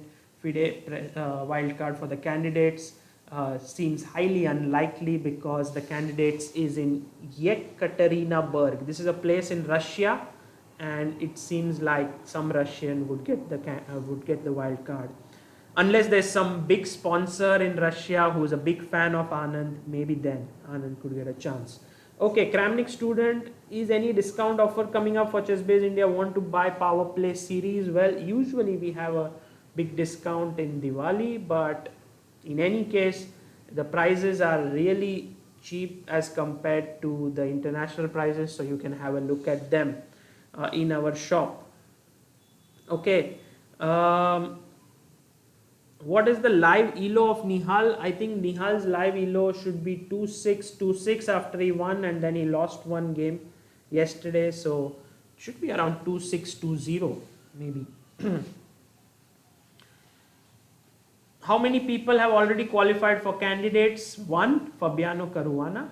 Then 2, I think, will go from FIDE Grand Prix, which is still in progress. 2 will go from the World Cup, that's 5. 1 from Grand Swiss. 1 is FIDE candidate, wild card, and 1 is the rating. So that will go to Ding Liren mostly. So there you can say Ding Liren and Caruana already yes in, and then the 2 winners here and sort of this one. Yeah. Okay. Yeah. All you guys who enjoyed today, we'll see you tomorrow, and we will be interacting with each other. I would like to do live commentary. If you enjoyed it, please let me know in the comment section. Maybe I'll do it again. And Pravina Mahatre says, please take my name. I request you. Okay, Pravina, your name. Srinivasan says, please see Alexienko game. Well, I can only say that the game is going on right now. I don't want to analyze it again. But I think it will be Alexienko will draw that game, and then we should be able to see Hari Krishna Alexienko. My thoughts on Vidit versus Wesley So tomorrow. Well, I have a feeling that Wesley So is not in the best form of his life right now. Vidit is playing decently in this tournament. He hasn't shown his real self, where he grinds his opponents. Yesterday he was worse, but he got his chance and he didn't let it go. Also against Alan Pichot, he was not really winning, but he somehow was able to get his chance there. So with it, we are seeing a new side of him where he's trying to grind. He really wants to win. But Wesley So is a tough opponent. And last year when I was at the World Cup, Vidit played Ding Liren in round 3. And at there, Vidit was completely winning against Ding Liren in one of the games. And if he would have won, well, who knows. But then Ding Liren went on. He finished in the finals. He then played the candidates and so on. So you never know what happens. And maybe Vidit, but he should really fight hard against Wesley. This is his big chance. Okay, predict the results of tomorrow. That's interesting. Well, I would say Hari Krishna should go through. I think Vidit will also go through. Let's see. It's a big prediction, but Hari Krishna should do 1.5-half. Vidit will be 1-1, go into the tie breaks. Then maybe his win would come in the 10 plus 10. So 25-10 would also be sort of drawn, or 1-1 each. And then in 10 plus 10 he might do it. Okay. Saket Ral Bhandi says, please continue the commentary. Frankly, I find your commentary better than Chess 24 or FIDE commentary. Okay, thank you so much for this nice praise from your end. That's wonderful. Uh, where is Pragnananda playing now? Says Tamal Mahato. Well, Pragnananda is not playing anywhere right now. He'll play at the World Youth in under 16 category, and then at World Juniors. He will be playing these two tournaments in October 1st to 13th and 14th to 27th. Mumbai and Delhi. So we will be covering those events, so you will get all the updates. Smudumba says Nihal lost, but he came out improving his elo. Be proud of him. Yes, agreed. Be proud of Nihal. He did really well. Also, Adhiban, he fought hard throughout the event, but Yu Yangyi turned out to be a stronger opponent. And yes, he blundered a pawn today, which was really uncalled for. Okay, Gagan Olak says, please answer my question. I cannot see your question, Gagan. Can you write it down again? Do you give coaching to players? Nikhil says, well, not really personally, but yes, on these live chats, also on YouTube channel, we have a lot of stuff that is going on. So please have a look at it and try to learn from it. That will be useful. GK Murlidhara says, Christiansen Alexienko ended in a draw. That's great news. That means we have an opponent for Hari Krishna. So Hari Krishna plays Alexienko, Russian player, 2671. I think he is, how old is he? Not very old. I think he's, 1997 born. So he's just 21 years old, 22 years old. Very young guy who comes from Russia. He achieved his title in 2015. I'm reading about Wikipedia right now. He's achieved his norms in 2012 but did not reach 2500 for 3 years. He won Chigorin Memorial in 2015. He also won in 2016 and 17. My God. So this guy is really good. Chigorin Memorial is considered to be a strong event. And yeah, seems like a good player, but I think Hari Krishna is clearly superior to him. So Hari versus Alexienko tomorrow. Yeah. Pavan Kundan Gurti says Adhiban looks like he has lost form after reaching 2700. Possible, but yeah, perhaps. I mean, he's lost a lot of rating. He's come down to 2640, but he's never upset or anything, and I have belief that he'll come back. This is for sure. Okay, Gagan Olak says, my question, I'm FIDE rated 1550. I want to improve my game in the opening for black player against Steve. Okay, these are improvement questions. I really would like to answer them at some other point. This is, we did this live show for the World Cup. I would really like to thank Rahul Surendran, who contributed 100 rupees right now. Thank you so much, Rahul, for that via live chat. If any of you would like to contribute, there's a button, there's a small dollar sign below. You can do so and contribute to this live chat if you liked it. Okay, so guys, thank you so much for this. We'll see you again tomorrow 3:30. I would like to do the live commentary, but if I don't, then I'll definitely come for the tie breaks, and you should follow the live updates I do by analysis. I type it down on chessbase.in, so there you can see all the live analysis coming. Advait Vibhute says, hello Sagar, continue the stream for more time. I just joined now. but the games are over, Advait. What to do? Mayur Gondalekar is here. Hi Mayur, he's from Japan. Nice to see him here. Very ardent follower of Chessbase India, and also has contributed a lot to the youngsters of Indian chess. He's supported them. So thank you so much, Mayur. So guys, I'll see you next tomorrow, and for the last time announcing 2 Indians are left in the World Cup now. Vidit Gujarati takes on Wesley So tomorrow, big match, and Hari Krishna takes on Alexienko. I'm making bold predictions here. Hari Krishna will beat Alexienko 1.5 and Vidit will beat Wesley. So it will go into the tie breaks, and in the fourth game of 10 plus 10, he will be able to win. So this is somehow what I feel, and let's hope that this happens. Okay, take care, guys. Enjoyed a lot with you. Hope the result could have been better, but never mind.